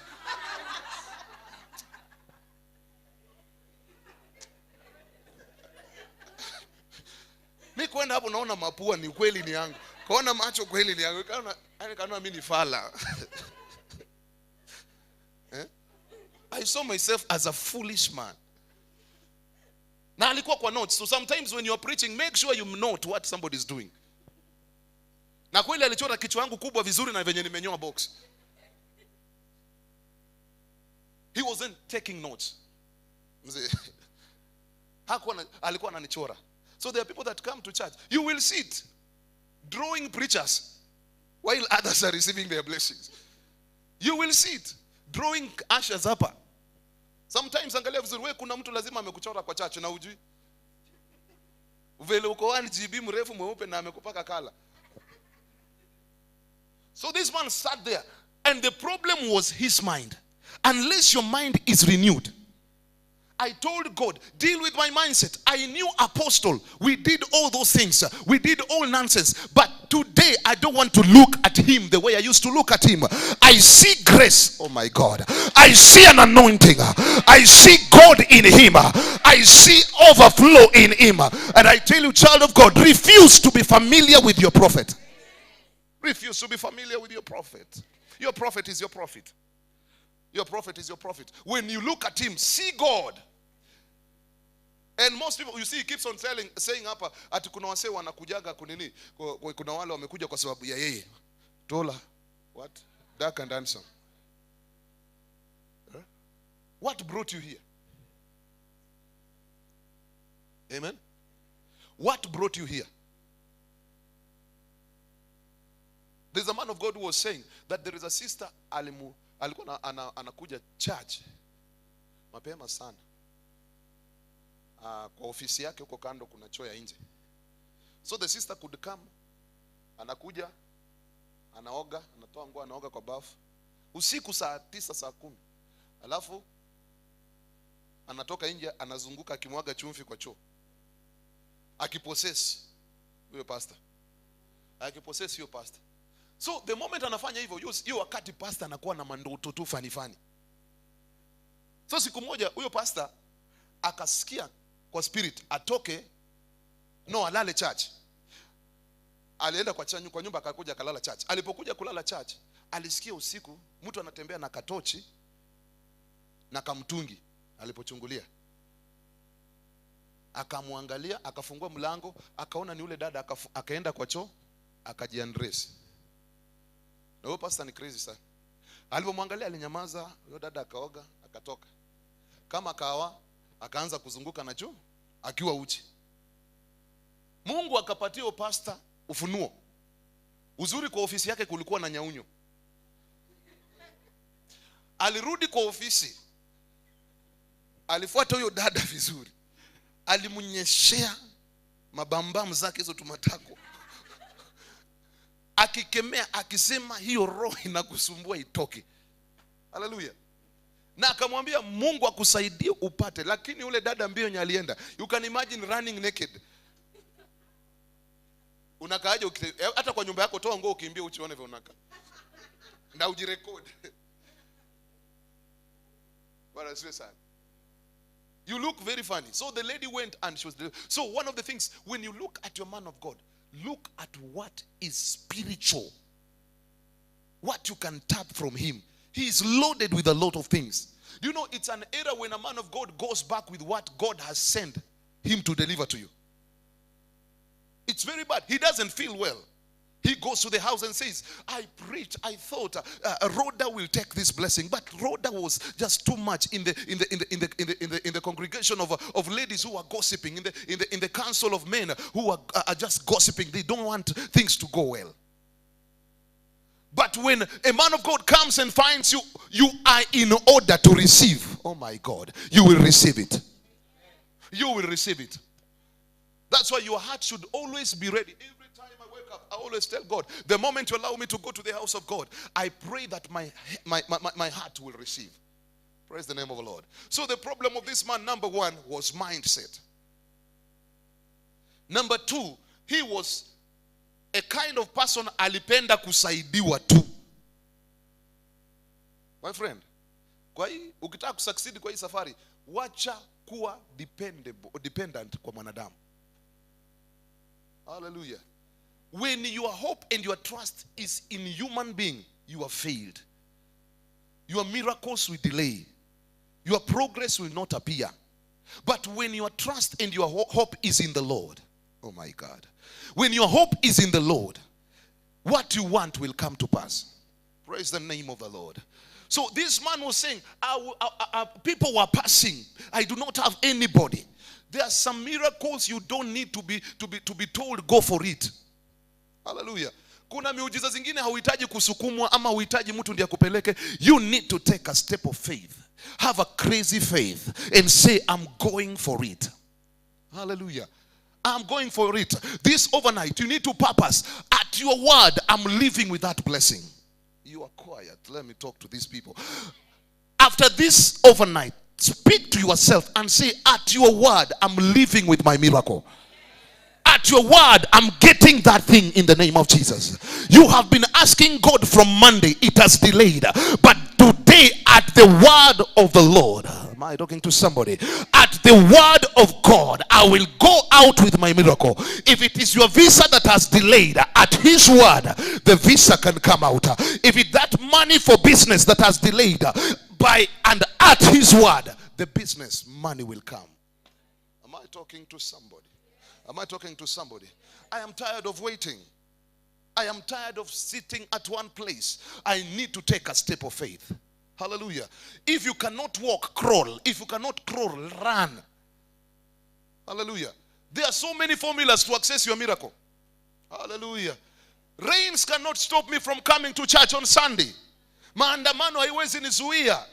I will walk myself there. Hallelujah. Praise the name of the Lord. That's why the Bible says the kingdom of God suffereth violence and the violent take it by force. There are things that will not come to you anyhowly. You need to force yourself. Push it. Hallelujah.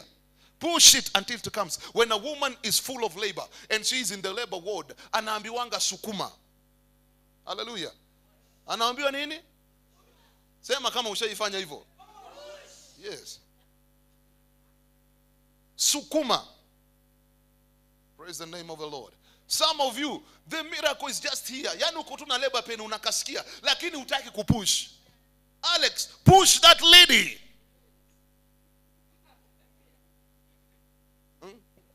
Rhoda, push for that visa. Mommy, push until that car comes. Push until that house comes. I will not be quiet.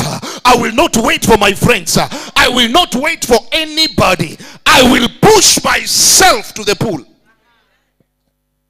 Your pool is here. I will not wait for anything. Glory be to God. My brother, push it. Somebody say amen. Ati sina mtu wa kunipeleka. That is a very bad mind. Let's drop and read there. I don't know what time you're supposed to stop. Mary. What? Sanga? Okay. Continue. Just rudi pale penye alisema I've not passed somebody. Na kama tafadhali kama kuna maji naweza omba. Ya kunywa. Naomba kama kuna maji ya kunywa kindly. Msiseme nimeinua level, nimesikia kiu. Watu ni hatari bwana. Sema ati anainua level kama bishop. Nimesikia kiu, mnisaidie maji. Read where alisema have no person to put me on the pool. Sir, the invalid replied. Yes. Verse 7.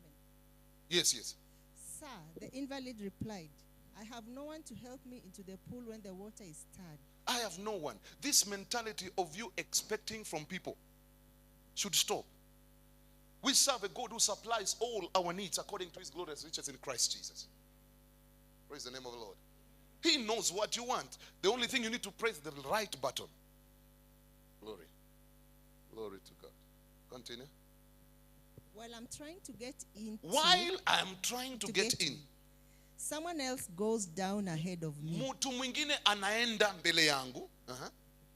Then Jesus said to him. Yesu akamwambia nini? Get up. Inuka. Pick up your mat and walk. Pick up your mat and walk.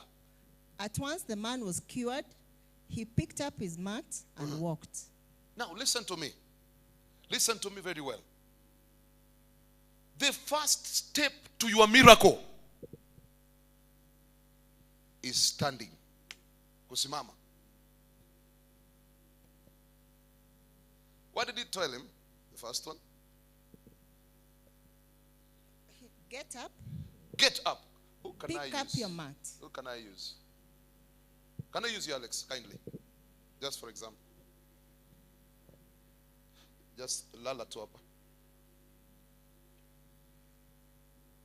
Just sleep there. All right. Alex ndio huyu. Ako kwa kisima.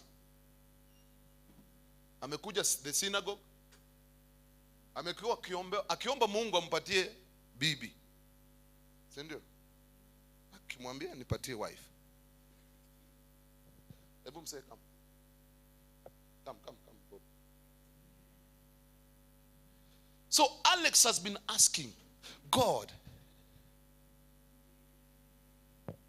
I'm just using an example. Ama nina wabo? Sawa. Rhoda, kuja na hiyo kiti tu. Ukae hapo. Kuja na kiti. Saidie tu please. Thank you. So Alex has been praying. Amekuja kwa apostle. Akaambia apostle anataka mke, si ndio? Apostle akamwambia, mimi sina shida na wewe, nimekubali. Mke ndio? Ni mfano Wewe usiamke hapo uanze kutafutana.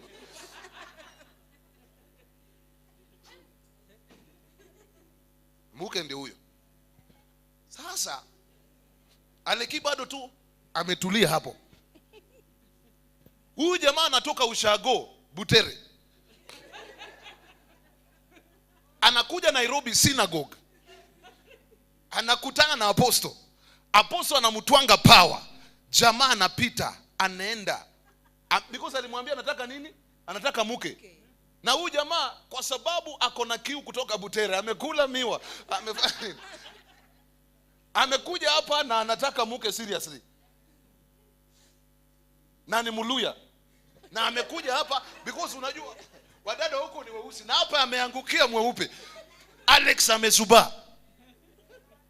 Amelala tu hapa. Na dema kuseti kuoleka pia yeye. Si unacheki? Akoseti kuoleka. Jamaa anatoka Butere, amekula miwa na mgombero. Yaani yaani anataka tu mke. Akafika hapa anakutana na apostle, unataka nini?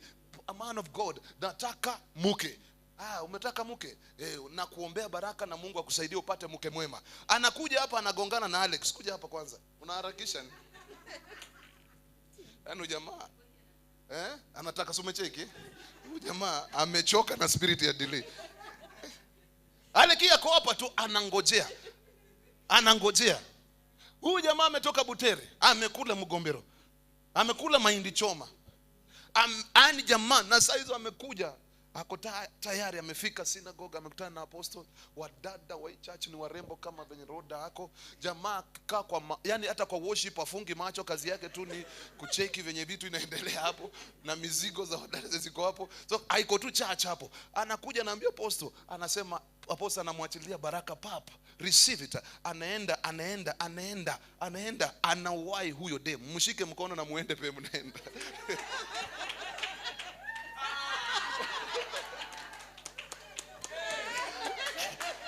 Cheki jamaa amewahi. Kijamaa bado kiko hapa. Kijamaa kiko hapa. Ona mzee ameenda na wake. Na hii inakaa ni serious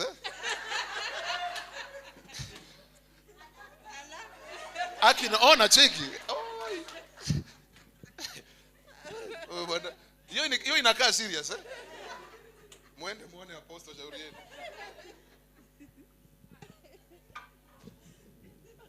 Jamaa 38 years ako hapo. Amen. 38 years ako hapo. Kama na kikiti yako. Kama na kiti.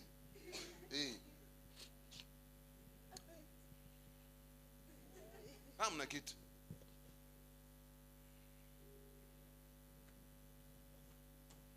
Wewe kuja.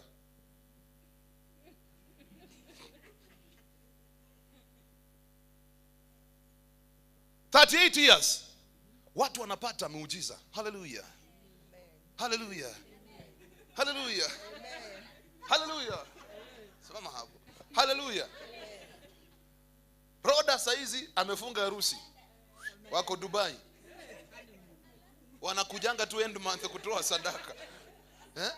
Wanakuja kuleta tu muziki kushukuru apostle kwa sababu alifanya kazi. Huyu ndugu saizi amesahau mumias.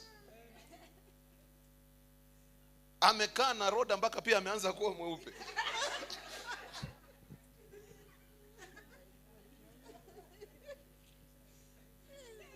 Years kijamaa kiko tu hapo. Shika talanabo. Shiribo kante. Leke terebosi. Jamaa anapiga power. Ni nini? Nataka mke. Na hii church imejawa mama, warembo sorry. Boba ameishia. Bado tu huyo ona vile anaomba. Nani ukweli hiyo ndio vitu anaomba tu. Jamaa anaomba. He's praying that he is. Ona cheki. Mungu umenisahau. Amekusahau aje na mtu wako hapa. Mtu haiko hapa. Mwingine anatoka Muranga Kibirigwi. Kijamaa kirefu. Anakuja kwa apostle simama. Anakuja karibu na hiyo pool. Pia yeye maombi yake ni nini? Bibi. Anaangalia, asimama tu hapo, wewe pia una haraka wewe na. Amesimama tu hapo, anataka bibi. Akiangalia ujamaa ni kizuizi. There are people that can be a roadblock in your life. Okay. There are people that can be a stumbling block in your life.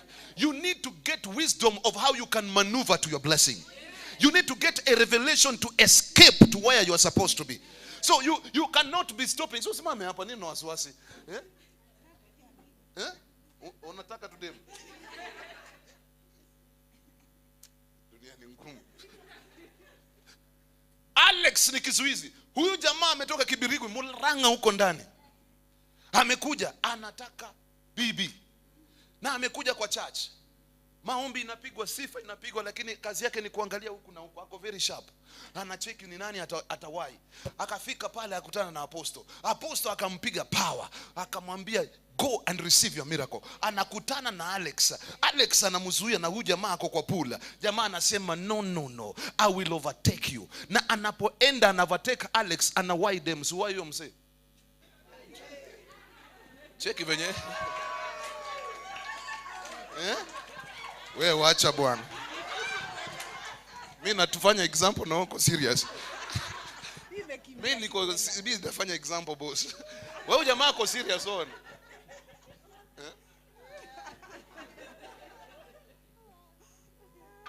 Mimi nilikuwa na joke shauri yenu. Baada hapo mimi siku Alex Lekata. Yeketa. Na mademu wanaendelea kuchukuliwa tu. Sasa huyu amewahi, wewe ishia penye mnaishia. Sasa wewe ndio unamfuata tena. Hiyo imeishia. Bado wako hapo. Bado wako hapo. Praise the name of the Lord. Praise the name of the Lord. Hallelujah. Hallelujah. Nani ako na note ya so? I'm just using an example. Ama any. Nitarudisha. I'm just using an example. Amen. Kiendacho kwa mganga. Hapana mzee na chini. So, this another person. My sister come. Oh, uko na nini? Uko na mwenye shata. Who can I use quickly? Mwenye ako flexible ametoa viatu. Njoo. Ngoja. Nitumie huyu. Wewe utapata baraka mara mbili. Kuja. Kuja usikie injili, wacha kukula huko. Atakuangalia dakika moja. Nataka kufanyia ni kitu ya maana. So amekuja tena synagogue. The man of God is preaching, is anointed. And this man for 38 years bado ako hapo. He's not going and doing anything. And I believe huyu jamaa anamea ndevu akikuwa tu hapa. Kipara inaingia tu akikuwa hapo. Ile beautifulness inaisha akikuwa tu hapo. Akili tu ndio inamsumbua. Because he is close to his miracle. He could stroll, angejivuta afike kwa muujiza. Now another sister comes from Ukambani wote. Ametoka Ukambani wote, amekuja the synagogue, anapata apostle, mafuta fresh, anointing inatiririka. Anaambia apostle, I need financial breakthrough. Apostle anamwangalia, anasema receive it. Dada ana receive. Huyu jamaa bado wako hapo, hana pesa, hana akili, hajaoga, kila kitu yani kila kitu ako tu hapo. Huyu dada ana kitu yote, anapigwa power, anaenda anaokota hiyo muujiza yake ya pesa. Everything you need is at the pool. Oh God. Everything you need is at the pool. Rudisha wewe.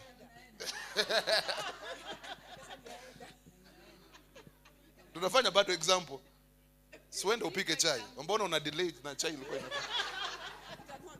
Chai inamwagika ishia. 38 years. Nywele ina turn white. Ndevu ndio hizo zinakuja. Mabega imeanza kutokea. Jamaa hako tu hapo. Still waiting. My God. I pray that Mungu akusaidie spirit ya kungojea ikatike katika maisha yako. The spirit of delay. I will not wait anymore. I am tired of waiting. Whatever God has for me today, I must take it. I don't know if I'm talking to somebody. Today I am taking it. Kile ambacho Mungu ako nacho kwa sababu yangu, leo lazima nikichukue. Kwa neno lake I must have it. Nobody can stop what I need. Today is the day. I don't know if I'm talking to somebody. Today is the day that you need to receive your miracle. At the word of God, oh my Father, my God. At his word, I will walk out with my blessing. I know you need financial breakthrough. I know you need a marriage. I know you need that car. I know you need that house. Today, at his word, oh my God, at his word, I will walk out with my miracle. I will walk out. The spirit of waiting. Huyu jamaa ako tu hapo, endelea kungojea ndugu yangu. Bado hajaisha, anangojea tu. Wadada wanaenda, ako tu hapo. Hallelujah. He is still waiting. He is still waiting. He is still waiting. He is still waiting. Oh my God, I am tired of waiting. I am tired of waiting. I am tired of waiting. I wish I were you. I am tired of waiting. I am tired of waiting. Today I must walk out with my miracle. Today I must receive my miracle. The grace upon the man of God will work for me.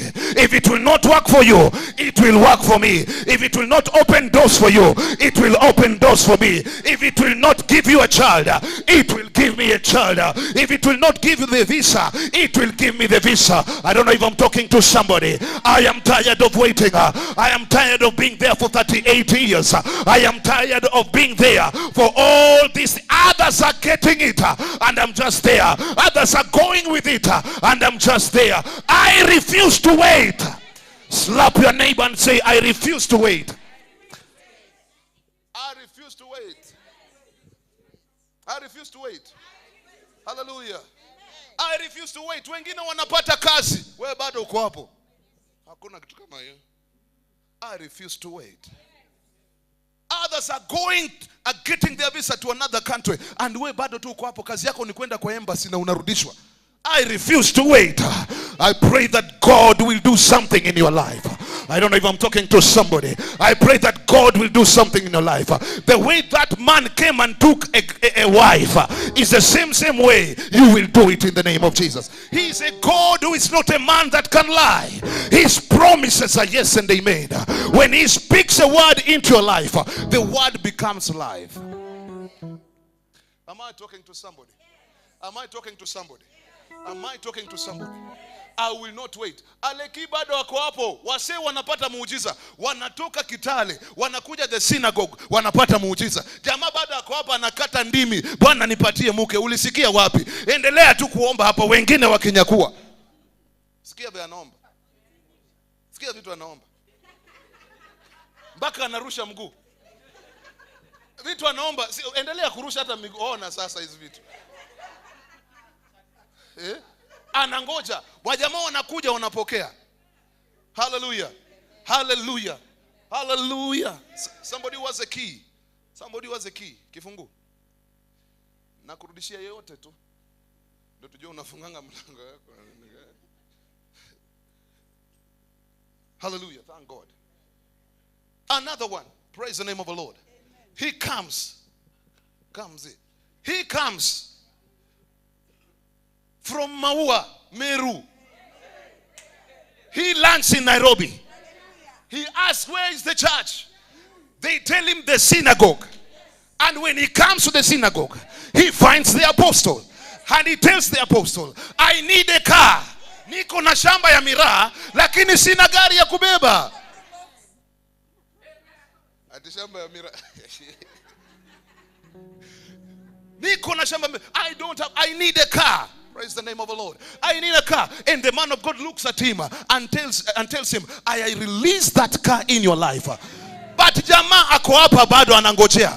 31 years, 28 years, 38 years, he is still there. Others are coming, they are taking the miracle. Others are coming, they are picking the miracle. But the guy is still there. Do you know we have such members in church? And what makes you not to receive your miracle is familiarity. Hallelujah. You are too familiar. Piga mwenzako kofi mwambie wachanga ufala. You are too familiar. You are too familiar. Now this man comes, he meets the man of God and he prophesies to him and he tells him 3 months will not pass. You are going to receive your car. The man walks out, anarudi Meru, anakuja tena baadaye ameshauza miraa, ako na 300,000, anakuja anaenda bazaar, anatembea, anakuja anachukua kifungu. Anachukua kifungu.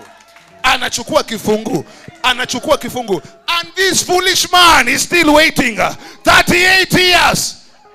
Anangoja dem. Amekaa hapa, Roda ameenda. Amekaa Shiko ameenda. Angalia ule mwingine amekuja akapata pesa.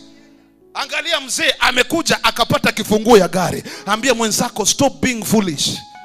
Respect grace. Hallelujah.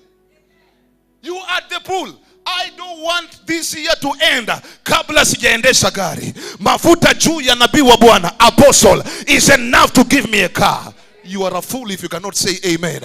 Anyway, gari ni yangu mimi ndio nataka. I say, I will not end the year. I must come here with a car. Don't ask me how the God of the apostle will do it. Glory be to God. Wewe endelea tu kupiga tabu zako. 38 years. Jamaa bado hapa anaamini Mungu. Sasa hizo ndevu zimetokea. Mapengo ndio hiyoona. Na ni kitu moja tu, akili. Instead yeye ku crawl, afike tu kwa the pool, because the pool has all what you want. Praise the name of the Lord. Praise the name of the Lord. Praise the name of the Lord. Then another one comes. Anatoka. Mama, come. Let me use you. Enda huko kwa line.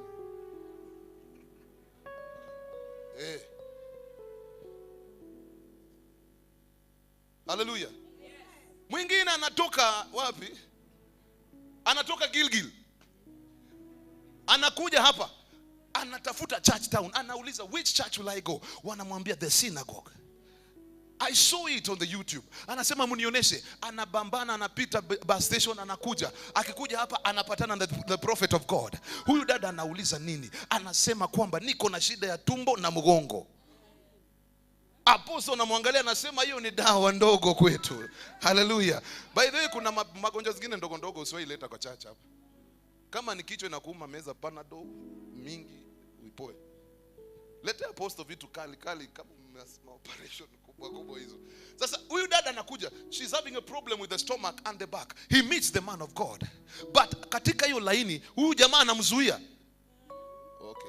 Huyu jamaa anamzuia. This lady wants to see the prophet of God because the prophet of God has the grace and the anointing for her.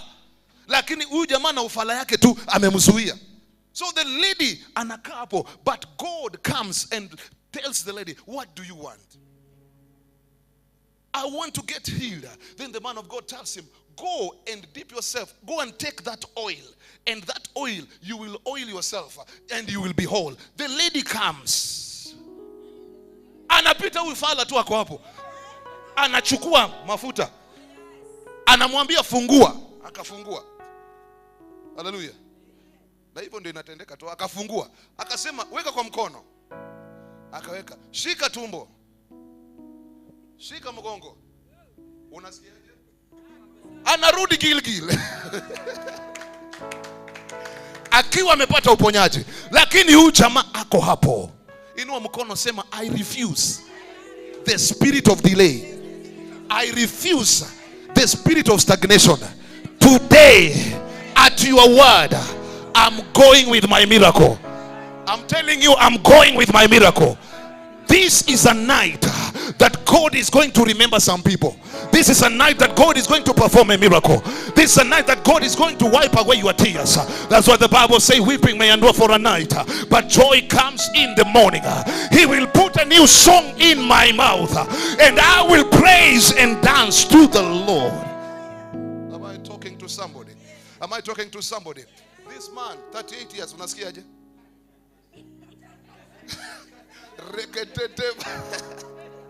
Bado ako kwa ndimi tu. And hiyo pepo inakuanga na intercessors sana. Intercessors unakuanga na maasha. Thank you apostle. Wako tu hapo. Yeye kazi yako ni kuja kupatia advice. Lakini yeye abadiliki. Bwana sio sana.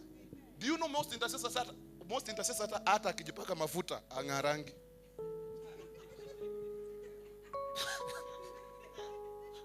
Because ako too spiritual. Yeye ndio kila kitu. Akienda kwa bafu bado anaomba tu. Akirudi kwa room amesahau hata. Akienda kwa choo bado tu. You are just there, Katrimo naka vente klobados kanaya la sha. Wengine wanakuja wanapata muujiza. Hallelujah. I'm not saying you should not pray. Lakini omba na akili. Wengine wenu unakuja maombi na umeacha akili nyumbani. Sasa hapa ni kichwa tu, skull tu. Iko tu hapa. Ndio maana wanasema, ndio maana ni vizuri saa zingine unagonga kichwa jirani yako. You know what is inside. The man is still waiting. 38 years. And I'm still wondering, when he came here alikuwa na tuseme tena 38, si ndio? Alipokuwa anakuja hapa alikuwa na 38. Akafika hapa tena akaanza kutwanga zingine mpaka 38. Inakuja ngapi? Sasa huyu jamaa ufala yake inadileisha muujiza yake ya 76. Inamweka for 76. When people are coming within a twinkling of an eye, they receive their miracle. Huyu dada ametoka Gilgil, sasa hivi amepona. Huyu mzee ametoka Meru Maua, ameuza miraa, sasa hivi amekuja akapata gari. Some of the things we are passing through as Christians, it is not the problem of the man of God. It is not the problem of God. It is your problem. Point number 1, how connected are you to your prophet? Okay. How connected are you to the altar? Somebody say amen. How connected are you to the altar? Most people don't understand the power of an altar. You just look as if he inakaa uwanja Kasarani. But it is a place where you receive your blessing. You receive your miracle. I pray that tonight I will walk out of this place with my blessing. When nyamaza to me nasema I will walk out of this place with my blessing. That thing that has delayed in your life, I pray tonight that God will release it in the name of Jesus. And we break the spirit of delay. We break the spirit of stagnation. I refuse everything. Oh my God. I pray that the miracle will take place. I pray that the miracle will take place. I pray that the miracle will take place. Nani akona passport hapa? Nataka kumaliza. Hapa tu. Ama nipe tu chochote yenye nakaa kama passport. Hata nipe ID yako kama iko. Siwezi angalia miaka. Now this lady, bwana sio sana. This lady come. This lady ametoka Turkana. This lady ametoka Turkana. Amefika Nairobi. Usinifuate simama tu. Ametoka Turkana, amekuja Nairobi. Amesikia sifa ya the synagogue. Anakuja anaulizia pale bus station akitafuta where is this church, because she has seen what God has been doing in the life of people. Anakuja anauliza, anapata. Anakuja hapa anapata, pambio zinapigwa, mwimbo zinapiga, alafu injili inapigwa. Anakuja hiyo siku anakuwa na bahati. Anakutana na the prophet. Bwana asifiwe sana. Anapokutana na the prophet of God, anakuja huyu jamaa anamzuia asimuone prophet. Kuna watu katika maisha yako waombe waondoke. Wewe nyamazie tu waondoke. Some people should leave your way so that you can access what you want. Bwana asifiwe sana. Jua hakuna vitu tutatembea na wewe na wende unazuia vitu zangu. Wewe ishia bwana. Hallelujah. Hakuna venye utakuwa yani nataka huyu demu alafu unakuja mbele yangu, hakuna kitu kama hiyo. Kiumanie tu mbele. Bwana asifiwe sana. So the lady comes, he gets the man of God preaching. The anointing is flowing, things are working, people are testifying, and she comes and meets the man of God. And anauliza the man of God, I have been trying to go to the embassy because I want to go to Canada. I want to travel, but my visa, they wananinyima tu kwa embassy. Nikienda huko wananiambia rudi kwa sababu ako na laana ya Turkana. Yani vumbi ya Turkana akifika embassy inakataa. Because unajua sometimes udongo yako inaweza kufanya ukakose kwenda mbali. Udongo yako inaweza kufanya ukakose kwenda mbali. Because mimi kama ya Waluya singekutana na apostle. I'm telling you the truth. Kama singevunja madhabahu ya kwetu ya Uluya, singekutana na apostle. Ya ingona. Yes. Singekutana naye. Sasa inabainisha wakati nilivunja nikakutana na yeye. Nilipokutana naye akafanya nikapanda ndege mara ya kwanza. Sema nipigie makofi. I'm not a cheap boy. I'm not simple. Look at you.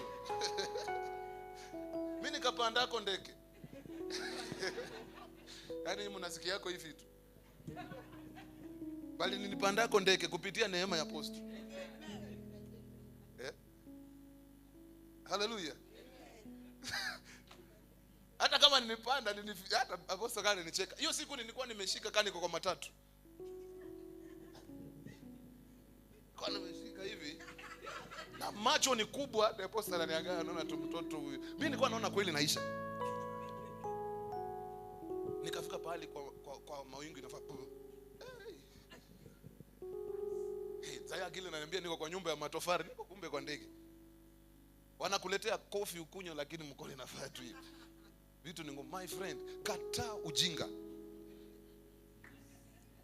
Kataa ujinga. Yaani mimi ninachukia ujinga sana.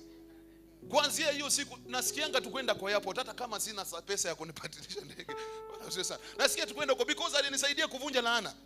Hallelujah. Anisema na mpaka leo niko na hiyo ticket ya Kenya Airways. Na hiyo ni miaka kadhaa.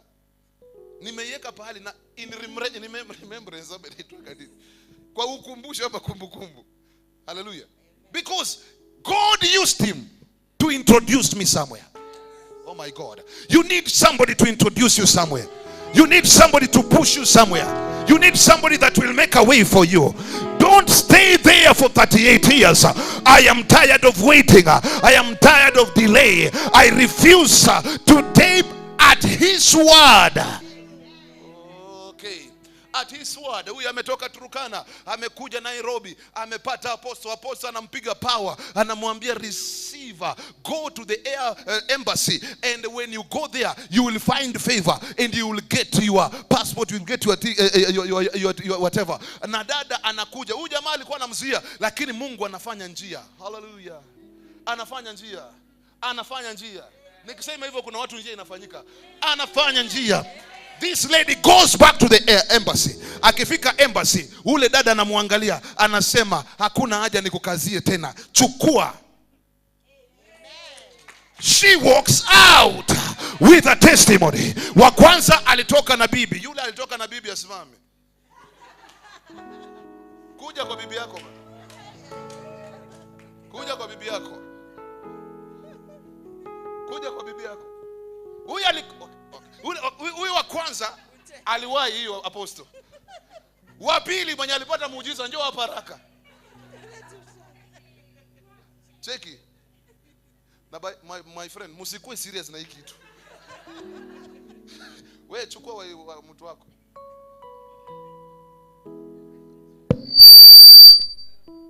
Chukua mtu wako, I'm finishing. Akawahi wake. Ule mwingine ni nani? Uliwahi wewe ndio ulikuja na financial, ulitaka finances. Huyu akakuja akapata apostle. Huyu kijamaa 38 years bado ni fala tu. Ako tu hapo. Angalia mwingine ametoka Maua, ameuza miraa.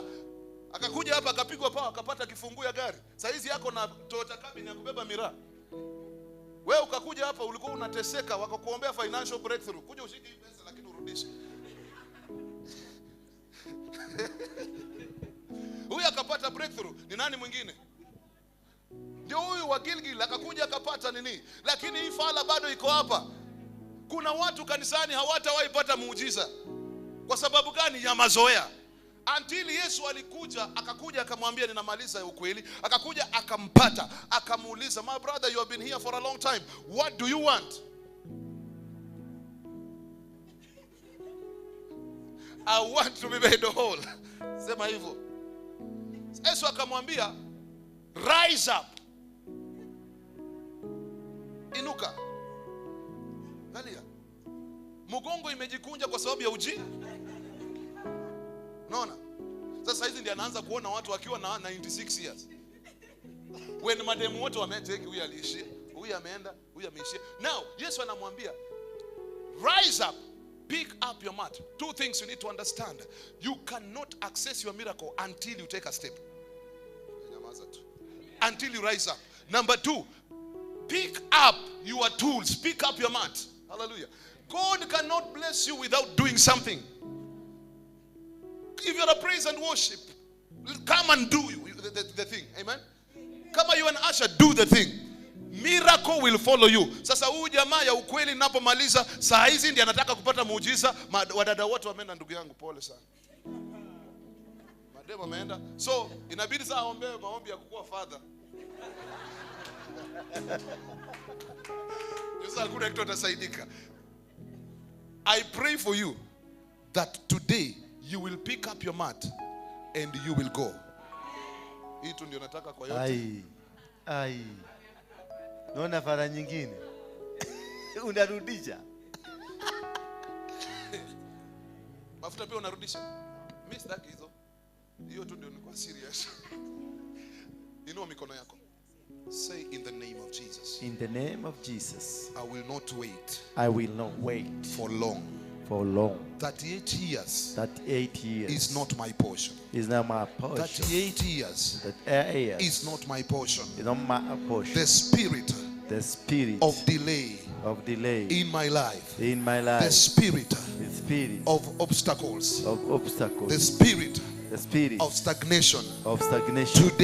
Today. Leave my life. I will not wait. For that miracle. For 38 years. After this overnight, I receive my miracle. Lift up your hands and say, I receive my miracle. I receive my miracle. I receive my miracle. I receive my miracle. I receive my miracle. I receive my miracle. Raise up your hand in faith. Inua tu kwa imani. Sema, I receive my miracle. I receive. No more stagnation. No more stagnation. No more waiting. No more waiting. No more delay. No more delay. No more stagnation. No more stagnation. Lift up your hands and begin to worship the Lord. Tell him, at your word I receive it. At your word I receive it. At your word I receive it. At your word I receive it. At your word I receive it.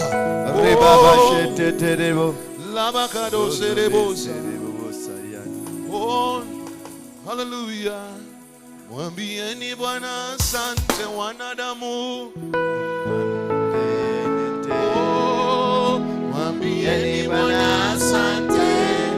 Mwambieni Bwana asante. Oh, mwambieni Bwana asante wanadamu. Mwambieni Bwana asante. Mwambieni Bwana asante. Mwambieni Bwana asante. Simama tu dakika moja. As I went inside there to listen this guy preaching. This has been my friend for over how many years? Over 10 years. He left me. We started together drinking changa. He left me. I stopped drinking changa. He continued to drink changa. Until I found him sometimes back, so drunk that he was smelling like he's dead. I felt so painful. I cried for him. And I've been always talking about him. Every time I speak, every time I'm preaching, I speak about him. He's my covenant friend. The devil has always tried to separate me from him, but it has refused. I say to God that I refuse to lose such a friend. Ameiva majaiva? Bwana asifiwe sana. You know, I was touched by this fool that was just sleeping here. And sometimes I remember back nilikuwa nahubiri kuhusu. So you may be unazunguka huko na bibi yako yuko until certain time you will come to rediscover yourself. Kumbe bwana yako anasugukaga hapa Marikiti. And you are in Mombasa in an office calling for tall, dark and handsome, driving and owning a house in Rwanda. Kumbe your husband ndio mnakutanaga naye hapo Marikiti akembebeba mizigo. Sasa amekunywa chang'aa mpaka meno imeng'oka. Sasa when the time comes to reckon, when the time comes now hitting you rightly, unaenda mazishi Kakamega. Na kimutu hiki kinatoka hapa, kumbe ni kwao huyo mtu amekufa ni friend. Munaenda munakutana, unaangalia mwanaume hivi unasikia and the heart quips. Roho ikadunda ikasimama. Lakini hana meno. Kumbe when you ask God give me my husband, he makes sure somebody dies in Kakamega so that you are connected. Sasa itakuja kutokea hivi. Gari yako inatobokea, unaendesha gari wewe ni mdada, unatobokea mguu huko kwa nini? Huko barabarani. Kile kimutu kinakuja kukusaidia ni hiki kia makokoteni. Kumbe that is your husband and you didn't know until the time you come together. Until God connects you with this husband or this wife, that is only when you come to realize kumbe kila kitu kimeundwa ni venye haukuwa umefika pale. Ile meno unakuta alikuwa hana meno, unaenda unamuwekesha meno, anarudi kijana. Zile maslaisi alikuwa amekata huko na migongo mpaka imebendi hivi, ananyoroshwa na mafuta tungine tunaitwa coconut oil, ananyoroka vizuri. Bwana Yesu asifiwe sana. I'm touched by this message. Lakini kuna mjiga, afadhali huyu mjiga alikuwa amelala hapa chini kuliko ule mjiga amerudisha pesa.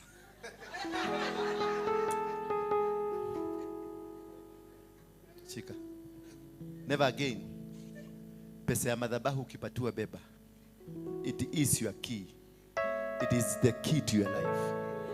You never, don't ever return it. Don't ever do that stupid mistake.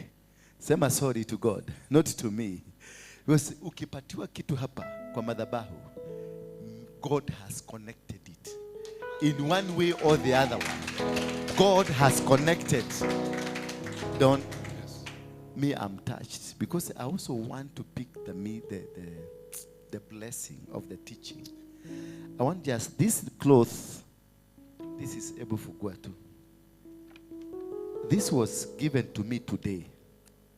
I have not even wanted to measure. Chukua hii. Chukua hata trouser iko hapo ndani.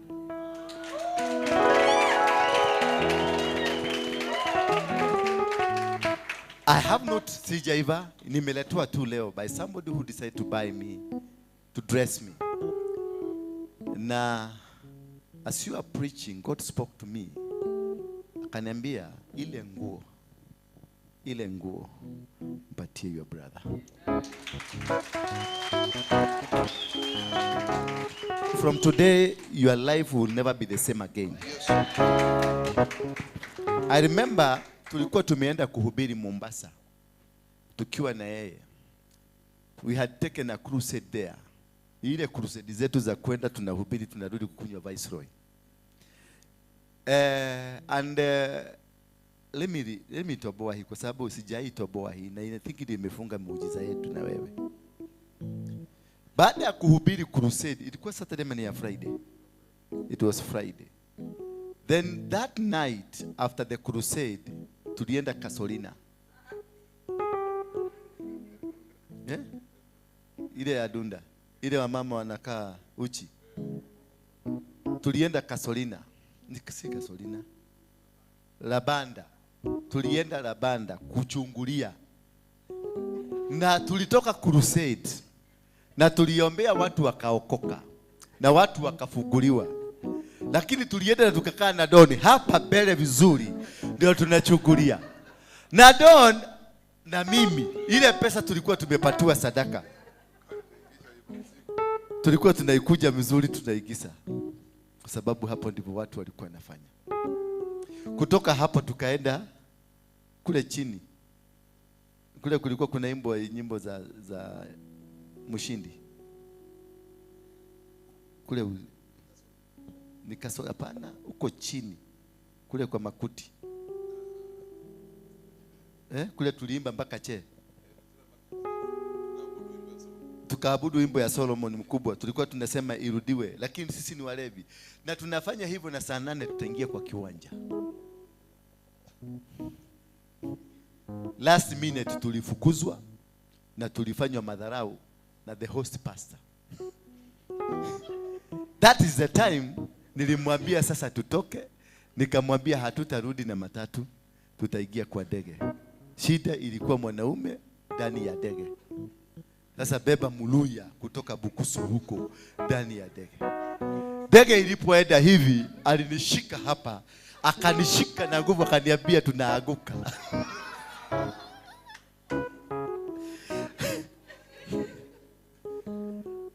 Huko siku na pombe tuna tuchupa tudogo.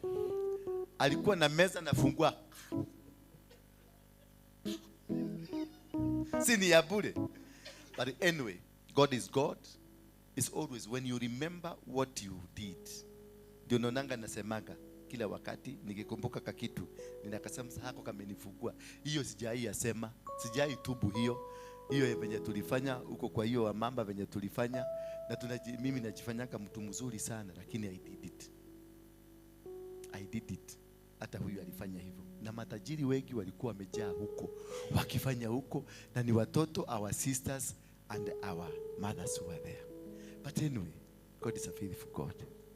May God bless you. May God see you through. You are ordained to serve in the altar. May God reveal himself back to you. May God relocate you again. May God bless you once again. I know you've gone through hell. I know you've gone through ups and downs. But the mighty God, the living God, has been watching over you. And from today to the rest of your life, it shall never be the same again. Whatever the devil stole from you, it has come back to you.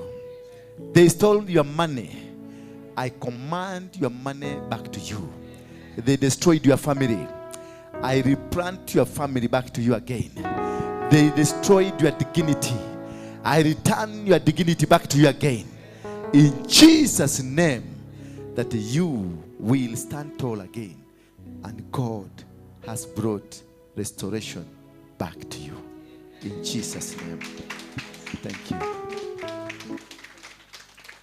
That is why we need to keep our brothers.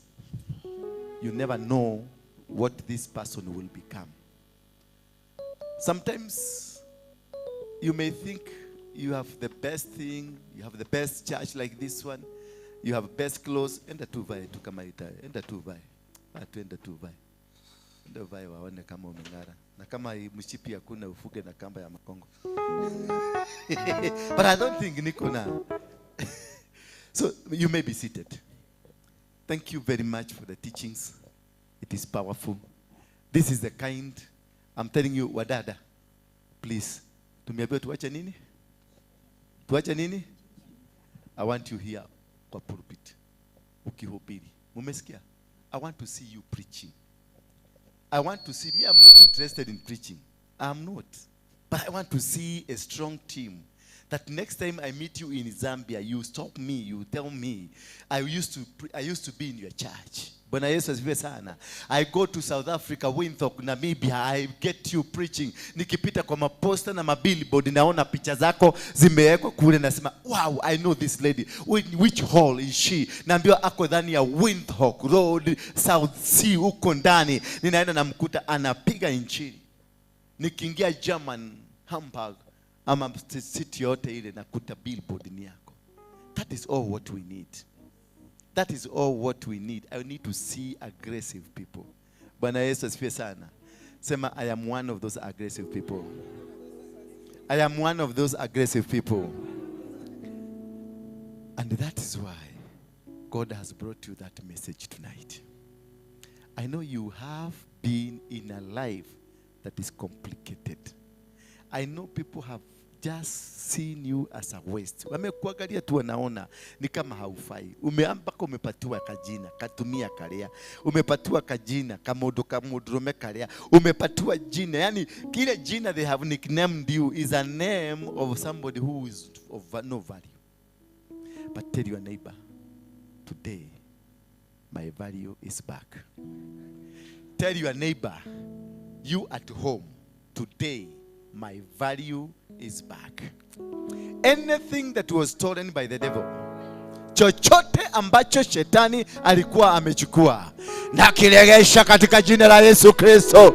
Naregesha amani yako, naregesha baraka zako, naregesha pesa zako, naregesha familia yako, naregesha utajiri wako, naregesha ushindi wako, huduma yako na kurudishia, biashara yako na kurudishia, hata kusafiri mukaweze kusafiri kote duniani.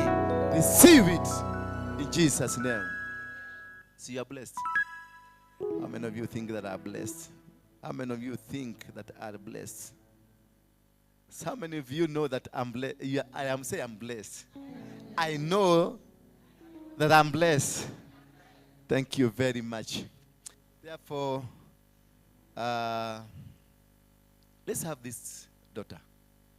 Wait. I want to prepare you for Friday. Yes. Take a mic. Chukua mic yako hapo. Yes. Songea tu hapo mbele. Angalia watu. Speak to them.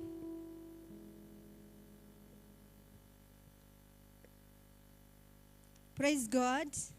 Praise God again. How are you today? My name is Mary Wanjiko. Nampenda Yesu. Yesu ni mwokozi wa maisha yangu. Ninamshukuru kwa maana kwenye alinitoa ni mbali. Okay, chenye nataka kuongea it's about the intimacy with God, cause in my life nilikuwa natafuta sana kukuwa intimate, yani kukuwa na hiyo upendo, mtu ananipenda. Wazazi wangu hawakunipea upendo. Kokote kwenye nilienda mpaka shule sikupata upendo, nilipata tu rejection. Lakini siku moja Mungu alikuja kwa maisha yangu na akanionyesha upendo. Nilikuwa tu natamani, nilikuwa natoka kwa mtu mmoja hadi kwa mwingine nikitafuta tu upendo, lakini sikuwa najua ati upendo wa ukweli unatokana na kwa Mungu. Mungu ndiye alinionyesha upendo, akani-embrace no matter who I was, no matter all the things I did. Juu nilifanya vitu mingi sana, kwenye alinitoa ni mbali, na nikisema ni mbali, ni mbali. But that's a story of another day. So Mungu alinichukua, akanionyesha upendo. There was this point whereby niko rejected. Yani mpaka watoto wangu wakakuwa watu wananifanyia madharau kulingana na vile walikuwa wameona babao wananifanyia. So at that time I was pregnant. Na sikuwahi jua at hiyo time Yesu alikuwa na mimi. Mimi ningekaa tu kwa nyumba. At that time I had a blood infection. So hakuna kitu nilikuwa, I just felt like I want to collapse. Nilikuwa nasikia system zangu, they don't want to do anything. So I could just wake up, do all the chores and sit down. At that point I had no friend. Watoto wananiongelesha vile wanataka, babao hanitaki, ananiona, in fact alikuwa ananiitanga ng'ombe. So at that point nikakuwa nalia. I used to cry and cry and cry. Nauliza Mungu, sasa mimi mamangu alinikataa, watu wengi sana wamenikataa, mimi nakuanga wa nini hii dunia? At that time nikakuwa najiuliza maswali nikilia. But one time Yesu alikuja. Yani nilisikianga tu embrace a warm embrace. Na hapo ndio nilipatanga ile upendo yenye nakuanga nikitafuta. I could just, kitambo ningekuanga natoka from one relationship to another, to another, to another, just nikitafuta tu hiyo upendo. Lakini nikakuja kujua chenye nilikuwa natafuta, that emptiness I was feeling at that time, ilikuwa tu ni upendo wa Mungu. Na ningependa tu kila mmoja wetu ajiulize, chenye uwanga unatafuta kwa maisha yako, is it that love of God unatafutanga? Ama kitu, ama ni something connected na huduma yako, your calling, alafu we unaenda kutafuta to the wrong place? Because me nilienda kwa the wrong people who misused me, walinifanyia vituko mingi, lakini wakati Yesu alini-embrace tu hivyo. Since that time mimi huambia watu, mimi nilipata rafiki wa ukweli. Hata mkiniacha, muniache, muende nyinyi wote, mimi najua niko na rafiki anayenipenda. Rafiki mwenye alitoka juu mbinguni, akakuja mpaka duniani, akaacha ufalme wake ili akuje, ili aniokoe, ili relationship yangu na Mungu ikakuwe restored. What kind of a person would do that? Akuje ateseke, akuje apitie yale yote alipitia, akakuwa rejected, lakini chenye ilikuwa kwa moyo wake ilikuwa tu ni upendo wangu. Upendo wangu.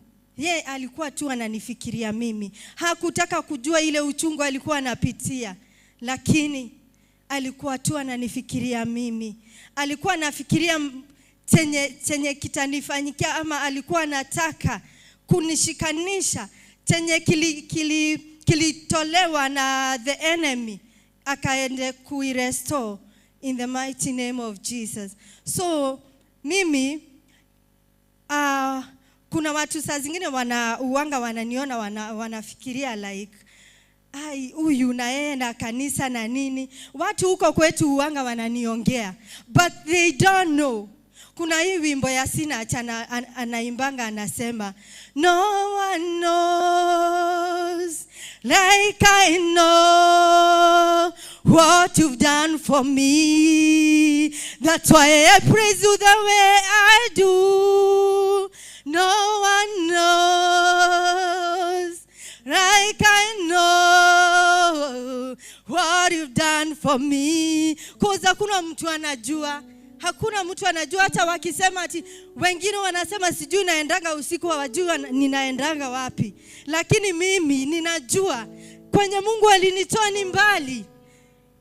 Nilikuwa mpaka nataka kuingia hiyo kundi, ilikuwa inaitwa Mungiki, kwa sababu nilikuwa nataka nitafute wale watu wanasikizananga and they know how to protect their own.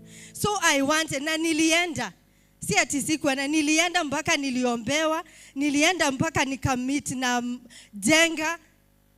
I went, nikapewa mpaka nini hii mbake. Nika nini? Kuna itangwa kwa nini?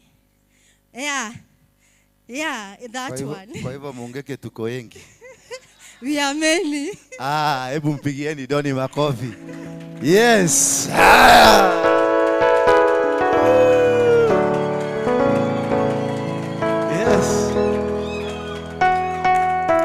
Hivyo ambavyo his life has been renewed, that is how your life has been renewed.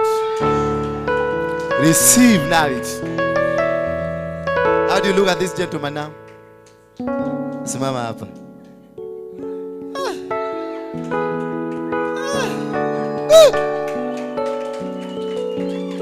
Short, dark and handsome.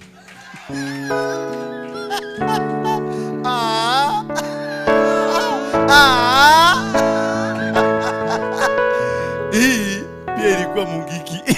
Kumbe. Na ukiona mtu huko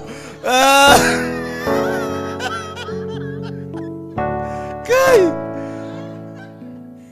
kumbe Mungiki si mimi tu. You are good. Is it okay? Fitting you? Well, akujafunga na makongo huko. Thank you. Wacha kufunda. Acha tu. Thank you. God bless you. God bless you, baba. Kiatu ni namba ngapi?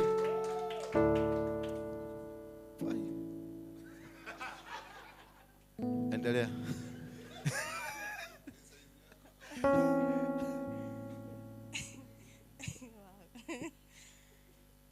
Okay. So niliombewa, nikapewa kiraiko, nikakuwa navuta, nikakuwa mabeshi na hao watu walikuwa naita jama. I was in Kitengela at that time. So nilikuwa tu nataka tu, yani I just wanted people who will love me. Na nilikuwa najua hao wase wangenipenda, wangeniprotect. Yani nilikuwa naona ile maisha wanakaa, nilikuwa natamani tu. But Mungu hapo sio penye alikuwa anataka niende. Sio huko kwenye nilikuwa nipate ile upendo yake. Ilikuwa niipate kwake. Na kwake hiyo upendo ilipatikana at that time in that house. Wakati nilikuwa na breakdown na Yesu akakuja kunirescue. So mimi naambianga watu, just have a relationship with God. Kuwa na uhusiano mwema na wa karibu. Wacha Mungu akuwe rafiki wako. Wacha Mungu akuwe rafiki wako wa karibu, kwa sababu hatawahi kuacha. Marafiki wa huku duniani, utaona mtu anakuchekesha at that time, But that person, the next minute, they are backbiting you. The next minute, wamekuacha wanakuongea huko. Wanasema vile unakuanga mbaya, wewe ni mjinga na nini, all that. Lakini Yesu hatawahi kuacha. Hatawahi kuacha hata dakika moja. Kuna time hata niliokoka na nika backslide. Lakini Yesu nilikuwa najua tu ananipenda. Nilikuwa tu najua Yesu ananipenda. Na that's why mimi sitakangi mchezo na Mungu wangu. Kama hutaki, kama unaona chenye kama mimi kukuja kanisa ama kukuja kesha, ukiona ni kama ufala fulani, wachana na mimi, because I know Mungu wangu kwenye alinitoa ni mbali, very far. So I just thank him, and I thank the man of God here, because kuna mambo mengi sana nimekuwa nikitafuta kwa maisha yangu. Like hizo zinaitangwa altars na hizo mambo za familia na nini. Na kwake ndio nilipata. So I thank God for this, for the grace upon this house. I thank the man of God in this house. Apostle nasema ni asanti. And I'm honored even to start before you. Mimi singesimama mbele ya watu. Hata sijai simama, wacha niseme ni vile mnaniona nilipewa mic hapa. Mimi singesimama. I'm one of those people walikuwa na sweat mpaka nikiitwa register na teacher shule kusema present haikuwa inatoka. So out of hizo siku nimekuja hapa, yani I can stand before people na niseme kitu. I just thank God. Na I'm delivered from, kuna time apostle aliongea about fear. Na fear imekuwa imeniparalyze for so long. For so long. Imenifanya nisikue na vitu zenye ama nifike pahali ningefika. But I thank God for now, because I know Mungu ananipeleka mbali, and I thank you. Simpigie makofi. You see, it's a good preacher of the word. Thank you. God bless you. God bless you.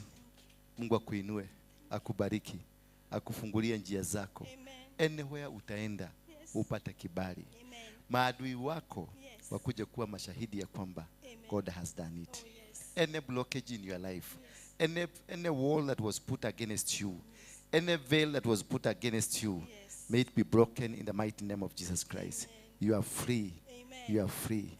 You are free. Amen. Serve the Lord.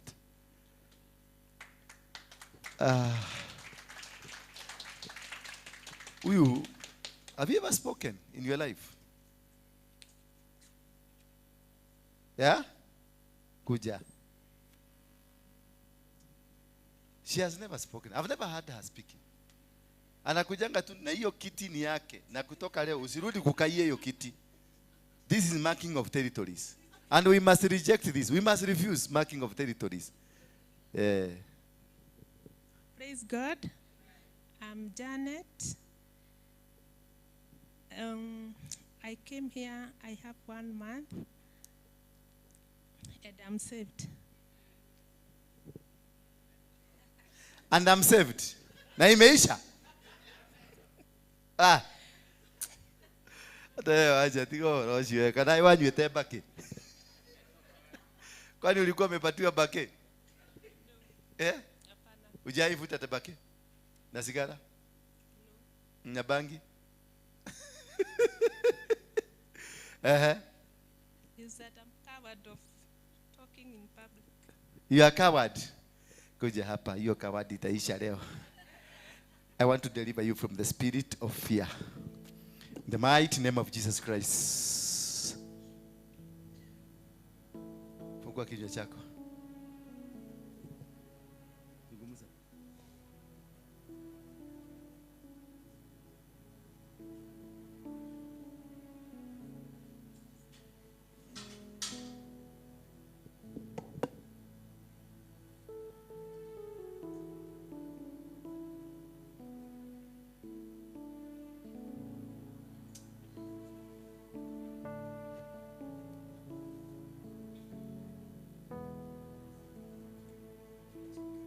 She's delivered from the spirit of fear. Bwana asifiwe sana. Yes, my sister. Come here. Hata huyu alikuwa kuvuta tabako huyu. Ukimwangalia vizuri, huyo ni mwodo wa kiraiko.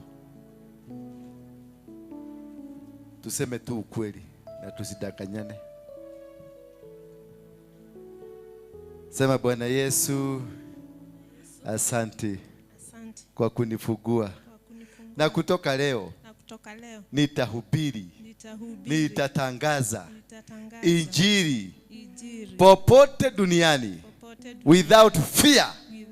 In Jesus' name.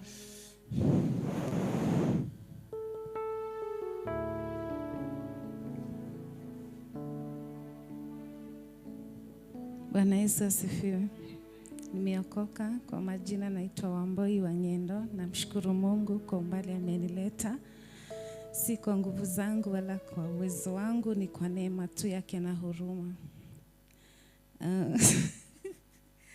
Hiyo kitu nasema mimi sijaivuta. Mimi sikusema kitu gani? Kitu gani? Kitu gani? Ni mimi nimesema nini? Unajiuza kwa nini? Asante. Nashukuru Mungu. Siko mzuri, msinione ati siku hizi niko hapa naimbia Mungu. Ni kule amenitoa. Ndio. Asante. Nashukuru Mungu alinitenganisha na marafiki wabaya. Ulikuwa unafanya nini? Sisi tulienda huko kwa hiyo bar na tulifanya vitu baya. Na unaweza kuwa ulikuwa unatembea huko?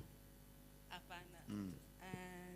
Yangu ilikuwa ni mtu alikuwa akikuja akiwa rafiki yangu anajaribu kunishawishi nifuate njia zao, lakini nashukuru Mungu alikuwa akiniwezesha kujitenganisha na kwa haraka. Hebu tuambie ni katabia gani kabaya ulikuwa unafanya? Toboa tu. Ni katabia gani uliwahi fanya? Nadhani yangu ilikuwa pia rejection. Nilikuwa nikitafuta pali naweza pata amani. Mimi sikukuuliza kile ulikuwa unatafuta, na kuuliza utuambie katabia kamoja kabaya uliwahi kufanya. Ama ulikuwa unakafanya regularly kabaya, katabia kabaya. Sasa hiyo rejection ndio ilileta hizo tabia. Kwa sababu yao. Sikuulizi process na kuuliza end. Katabia kabaya. Kama sisi tulikuwa tunaenda tunahubiri, tunakamata chang'aa, tunaenda huko Kasolina kuweka note. Kukunywa pombe, alafu nikienda nyumbani sweetie gate tavuka na tulia fence.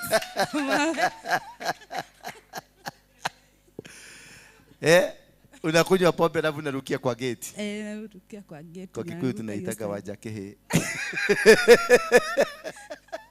Alafu nakuwa mkali sana, napigana. Kuna siku nilipiga kijana mwingine juu alikuwa ananiongelesha vibaya. Ukamchapa? Nilimpiga, akaambiwa na rafiki zake. Mmesikia vijana? Mnakuwa na tabia baya. Buju. Hapa usijaribu kurukaruka hapa. Utararuliwa. Thank you. Mufikieni makofi. Mpigie makofi mazuri. Kuna kingine natakaga kujua sura yako kuja wewe. Natakaga sana kujua sura yako kama mtu. Juu kamekataa nyama, kamekataa urefu, kamekataa ufupi, kamekataa kila kitu. Lakini ukiangalia kako na mtoto mkubwa na mzuri. Dagi. Mbona hapa nani amekuita? Wachana nayo. Kwa sababu nani nimeita huyu? Sifugi doa hapa. Atufugi doa hapa leo. Ati wacha nibusidikise. Nani amekwambia ni anafuata na mikora? Haya, tuambie na wewe tutabia twako tubaya. Your bad habits. Chukua microphone. Habari zenu. Sasa mimi siko mzuri. Siko mzuri. Weka microphone hivi, shika. Okay, siko mzuri. Siko mzuri. Ulikuwa aje? Nilikuwa mbaya. Ulikuwa mbaya aje? Tuambie tu. Ni nini ulikuwa unafanya? Ni nini ulikuwa unafanya? Walikuwa wananipenda sana. Watu walikuwa nakupenda? Watu yani. Watu wanakupenda? Sana sana watroza. Watu walikuwa kuja hapa. Watu walikuwa nakupenda sana. Wanakupenda aje? Wanakupatia chakula?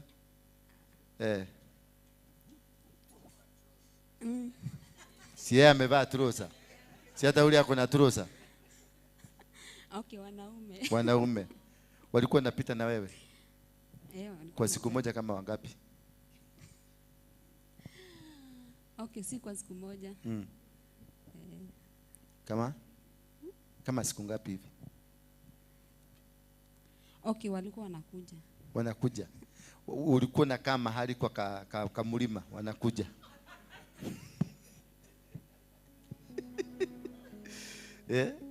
Alafu wanapita na wewe. Na sasa kwa sababu sasa tangu kuja hapa ndio nimeona umekuwa na tunyama kidogo. Ukikuja hapa huko na tunyama. Walikuwa inaendaje hapo?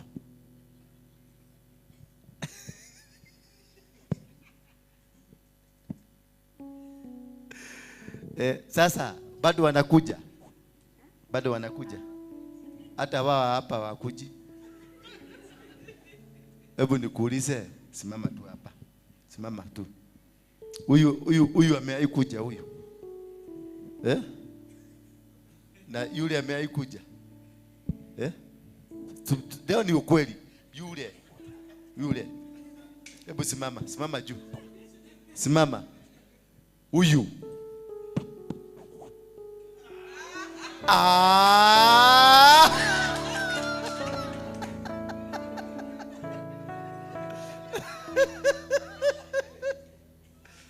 Kuja wewe mzee, kuja hapa. Kuja hapa.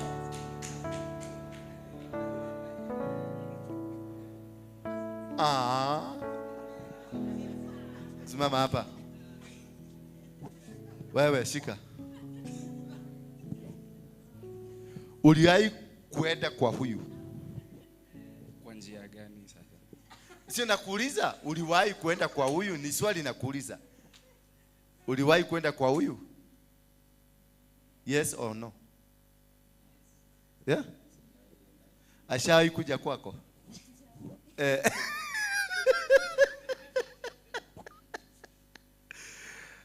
Sasa wewe na wewe tuambie tabia yako mbaya ushaifanya.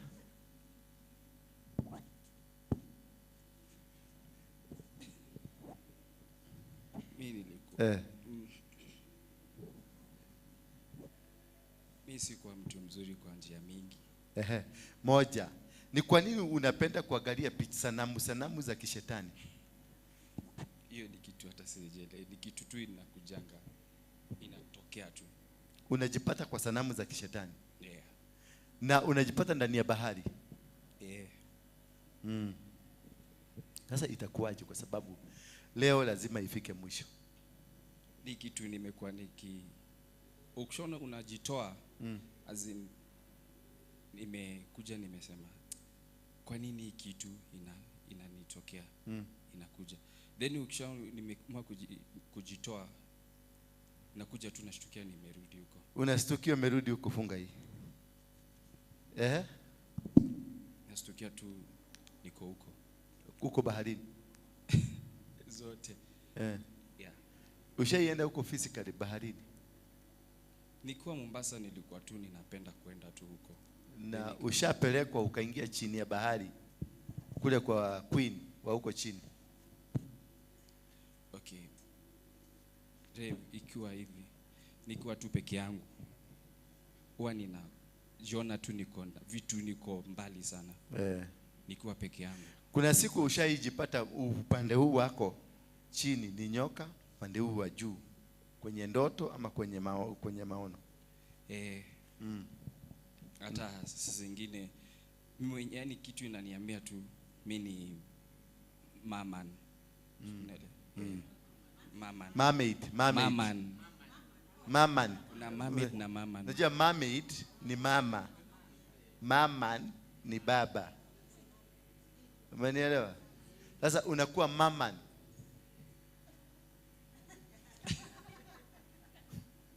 Unakuwa maman. Na unakuwa nilikuwa peke yangu, ni vitu mingi ni wazi na kuja ninajiona hivyo. Yes, ni hivyo sasa. So nikikuta hivyo sasa ni kama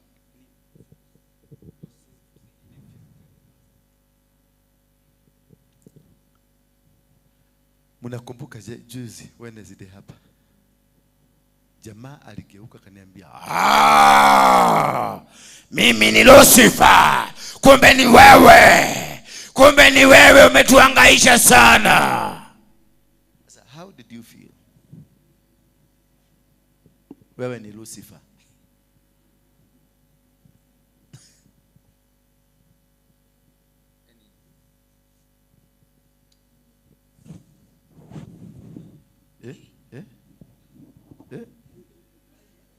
Jindo kuongea. Shika tu mic, ongea tu. Pata courage. Ni vitu mingi. Okay. Leo ni kufungua moyo, tufungue moyo. Kitu haikuwa vitu vyote umevifanya, fungua tu moyo ufunguke. Haikuanza kwa ukubwani. Kitu imeanza kwa udogoni. Ukiwa mdogo. Angoli yako ni angoli gani myako alikuhusisha? Okay. Vile mama alinielezea nikiwa sijielewi, na nilipokuja kuwa mkubwa nikaanza kujionea. Kuna mdogo wa baba yangu ambaye alikuwa amechukua majini.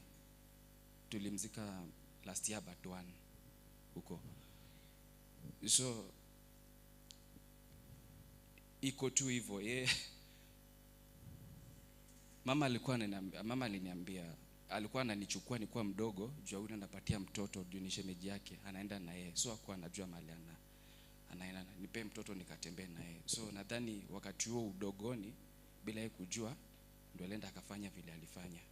So mimi nikikuwa na ukubwa, Revasha nikwambie, nilikuwa tu Mombasa kwa room yangu. Nakumbuka vizuri usiku nimeamka na vitu zingine tu na utoto tu, nikasema mimi nataka kuwa mchawi. So nikachukua hizo vitu nikakaa chini nikaanza kufanya hivyo. So tamani yangu ni kufanya hizo vitu, nilikuwa natamani sana azinifanye kitu ifanyike but haitokei, azifanyiki. So ikawa ni hivyo. Usiku, asubuhi my dad na mama wananiuliza ulikuwa unaenda wapi usiku? Nimwambia hakuna mahali nilikuwa naenda.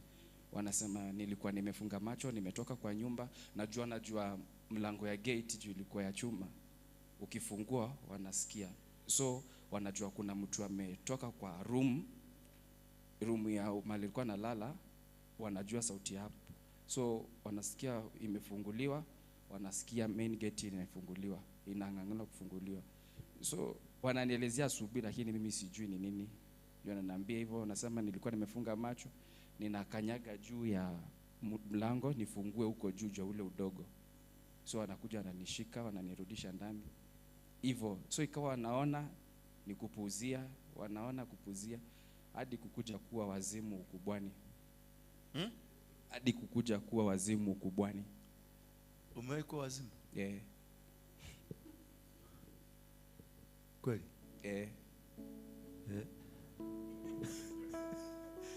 Na sasa uko sawa? Sasa ukakuwa mwendazimu, ukaokota makatazi, ukavua nguo. Ikija hivyo nilikuwa nakaa kwa my uncle nikisoma. Huyo mwingine upande wa mama. So unapata ni kama ninaongeleshwa na kitu sikioni, niko tu hivi, nikuwa peke yangu vile nasema, nikuwa peke yangu inakuja. Inaanza kukuongelesha? Lugha gani sasa? Kikuyu, Kitaita, Kiswahili, Kiingereza? Kiswahili tu. Ni Kiswahili. Sasa inakwambiaje? Ilikuwa ikiongea na mimi, inaniambia kitu. So unapata kuna sauti mbili ndani yangu. Moja inakubali, moja inakataa. So yenye inakataa inaniambia usijaribu kufanya hivyo, ni mtoto wa Mungu. Wengine inakwambia fanya. Hii inaniambia fanya. Yeye ilikuwa inakwambia fanya, ilikuwa inakwambia fanya nini? So kule kupishana nayo kukataa vile sasa ilikuwa inakwambia uchote maji ama upike ugali. So ndio ikuje kulipuka sasa. Nakumbuka vizuri ilikuwa inaniambia, ilikuwa class. So mbele ilikuwa kuna my cousin na best yake, na ilikuwa na best yangu hapa. So anakuja ananiambia juu umekataa vile tumekuambia huwa hawa ni warukie. So ile nataka kurukia unashika ile nyingine naambia hapana uwezi. Mtu akija akiniongelesha pa ni hivyo ninaweza ruka na yeye pap yani mtu akija utashika, anataka kuzuia. So kulikuwa na mwalimu alikuwa business hiyo, wakati alipokuja tu kikalipuka na ikawa ndio hivyo. Ukapita na wewe mwalimu. Sasa kule kutaka unajua sasa ikinishika mimi nilikuwa sielewi, nakuja kuambia baadaye. Wacha uko usielewi, lakini sasa action. Nilitoka naona vizuri nilitoka kwa kiti nikimwendea mali yako sababu anazuia. So kulitaka kumshika, alitoroka hivyo, class haiko sababu nini, class haikuendelea, ndio hivyo simu papa nikachukuliwa nikapelekwa nyumbani. Nishike mkono Bwana, nishike mkono. Yani ikakuwa western mwende wazimu. Hapo ndio. Kutoka hapo imekuaje? Kutoka hapo sasa mimi ndo hivyo wazazi wakaitwa wakanipeleka hivi. Juu mama alikuwa mtu wa Mungu na wenye wanamwambia mpeleke huku ni wengi zaidi, hakuwa na choice. Walitoa mtumishi huku. Ukapelekwa wapi? Nilipelekwa kwa mganga. Sijui ni mganga ama ni mnini, but anaitwa Willy. Kama mnajua saidi za Makueni ni maarufu sana, anaitwa Willy. Ni mganga huyo. Nilipelekwa huko. Wakakufanyia nini? Kupelekwa huko niligizwa kwa nyumba nyeusi. So after kuingizwa hapo ni to handles, uoni mali yako, mwenye unaona ni mwenye anakudumia hapa na anaongea na umuoni. But anasema wangwana. Mimi si kwa hivyo tu, chenye nakumbuka nilinamishwa kwa beseni na nikaambua nikooe. So kule kuinama hivi kulitoka kobe, si niitwaje, kama shell ya hiyo snail. Kuna vile za Mombasa zinakuanga hizo, si tatu, kuna vile inakuanga kitu ile shell inaitangwa cow shell. Kauli shell. Ni kauli. Hiyo ndio ulitapika. Hiyo ndio mimi sikuona kutoka mdomo, lakini nilisikia tu nikaiona wakamulikiwa na tocha, akaambua ndio hiyo, alafu akaambua waniinue haraka before irudi ndani yangu. Wakapewa maji mengine hapo, ni kama imewekwa perfume, nitumie kama kipimo, unapimiwa ambaye kunywa hii mara hii. Nikaenda nikatumia, wakafuata maagizo vile alifuata. So niliporudi shuleni hiyo siku yenye nimefika shuleni kikalipuka tena. So mimi sijui shule ikifika tu tena ikalipuka. After kutoka huko. Sijui kilikuja kuisha. Na sasa unaishi maisha gani? Maisha yenye niko si maisha mzuri, ni maisha tu hivi. Maisha mwangaiko. Mimi na dada yangu. Unaishi na dada yako? No. Ako Mombasa. Lakini ripoti zenye zinakuja pia hakuna shida kama nikijaribu kurelate ni kama tu vile za kwangu. Vile zilikuwa. Juu mara anasema amekuwa chini ya bahari, asubuhi anaambia anti yake ni kule mshtuko, anasema nilikuwa chini ya bahari, mwenye amenitoa huko ni mtoto mwenye amenitoa, lakini kuna wenye walikuwa amenizuia. So hizo ndio ndizo zinakusumbua. Haya, asante. Keti chini. Endo kae chini. Hawatakusumbua tena. Hawatakuja. Najua wamekuwa wakikuja wanakunyemelea. Na ninajua ni vibaya. Si unajua ni tabia mbaya wakikunyemelea. Wewe ongea kuja.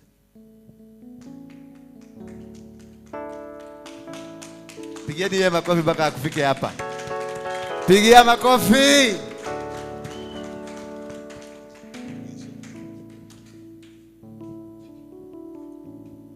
Good. Mama mzuri huyu. Mrembo kweli. Haya. Bwana Yesu asifiwe sana. Amen. Tuambie tabia yako mbaya moja ama mbili ama tatu.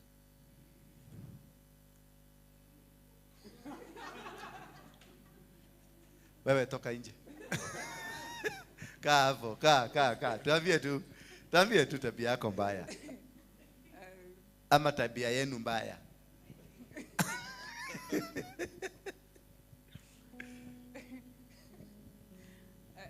Acha niongee mimi yako, ongea tu yako. Hapa ni kufungua moyo. Okay. Karibu hapa. Karibu. It's okay, I think. I think the biggest thing nimefanya ni Karibu na mdomo. the biggest thing ni kukunywa. Nenda dunda. Alafu since hizi ingia kwa madhabahu. Nakuja na kafole. Na I used not to love Pastor Kibiri. Nataka tu muimbe ni dance kidogo and then I go. Uchomoke uende. Yeah. Mkimaliza kuimba, na kaule vikako. Ulikuwa nakula chang'aa matasi kama prisoner. Wine. Wine. Kawaini. Na yeye. That's worse than me.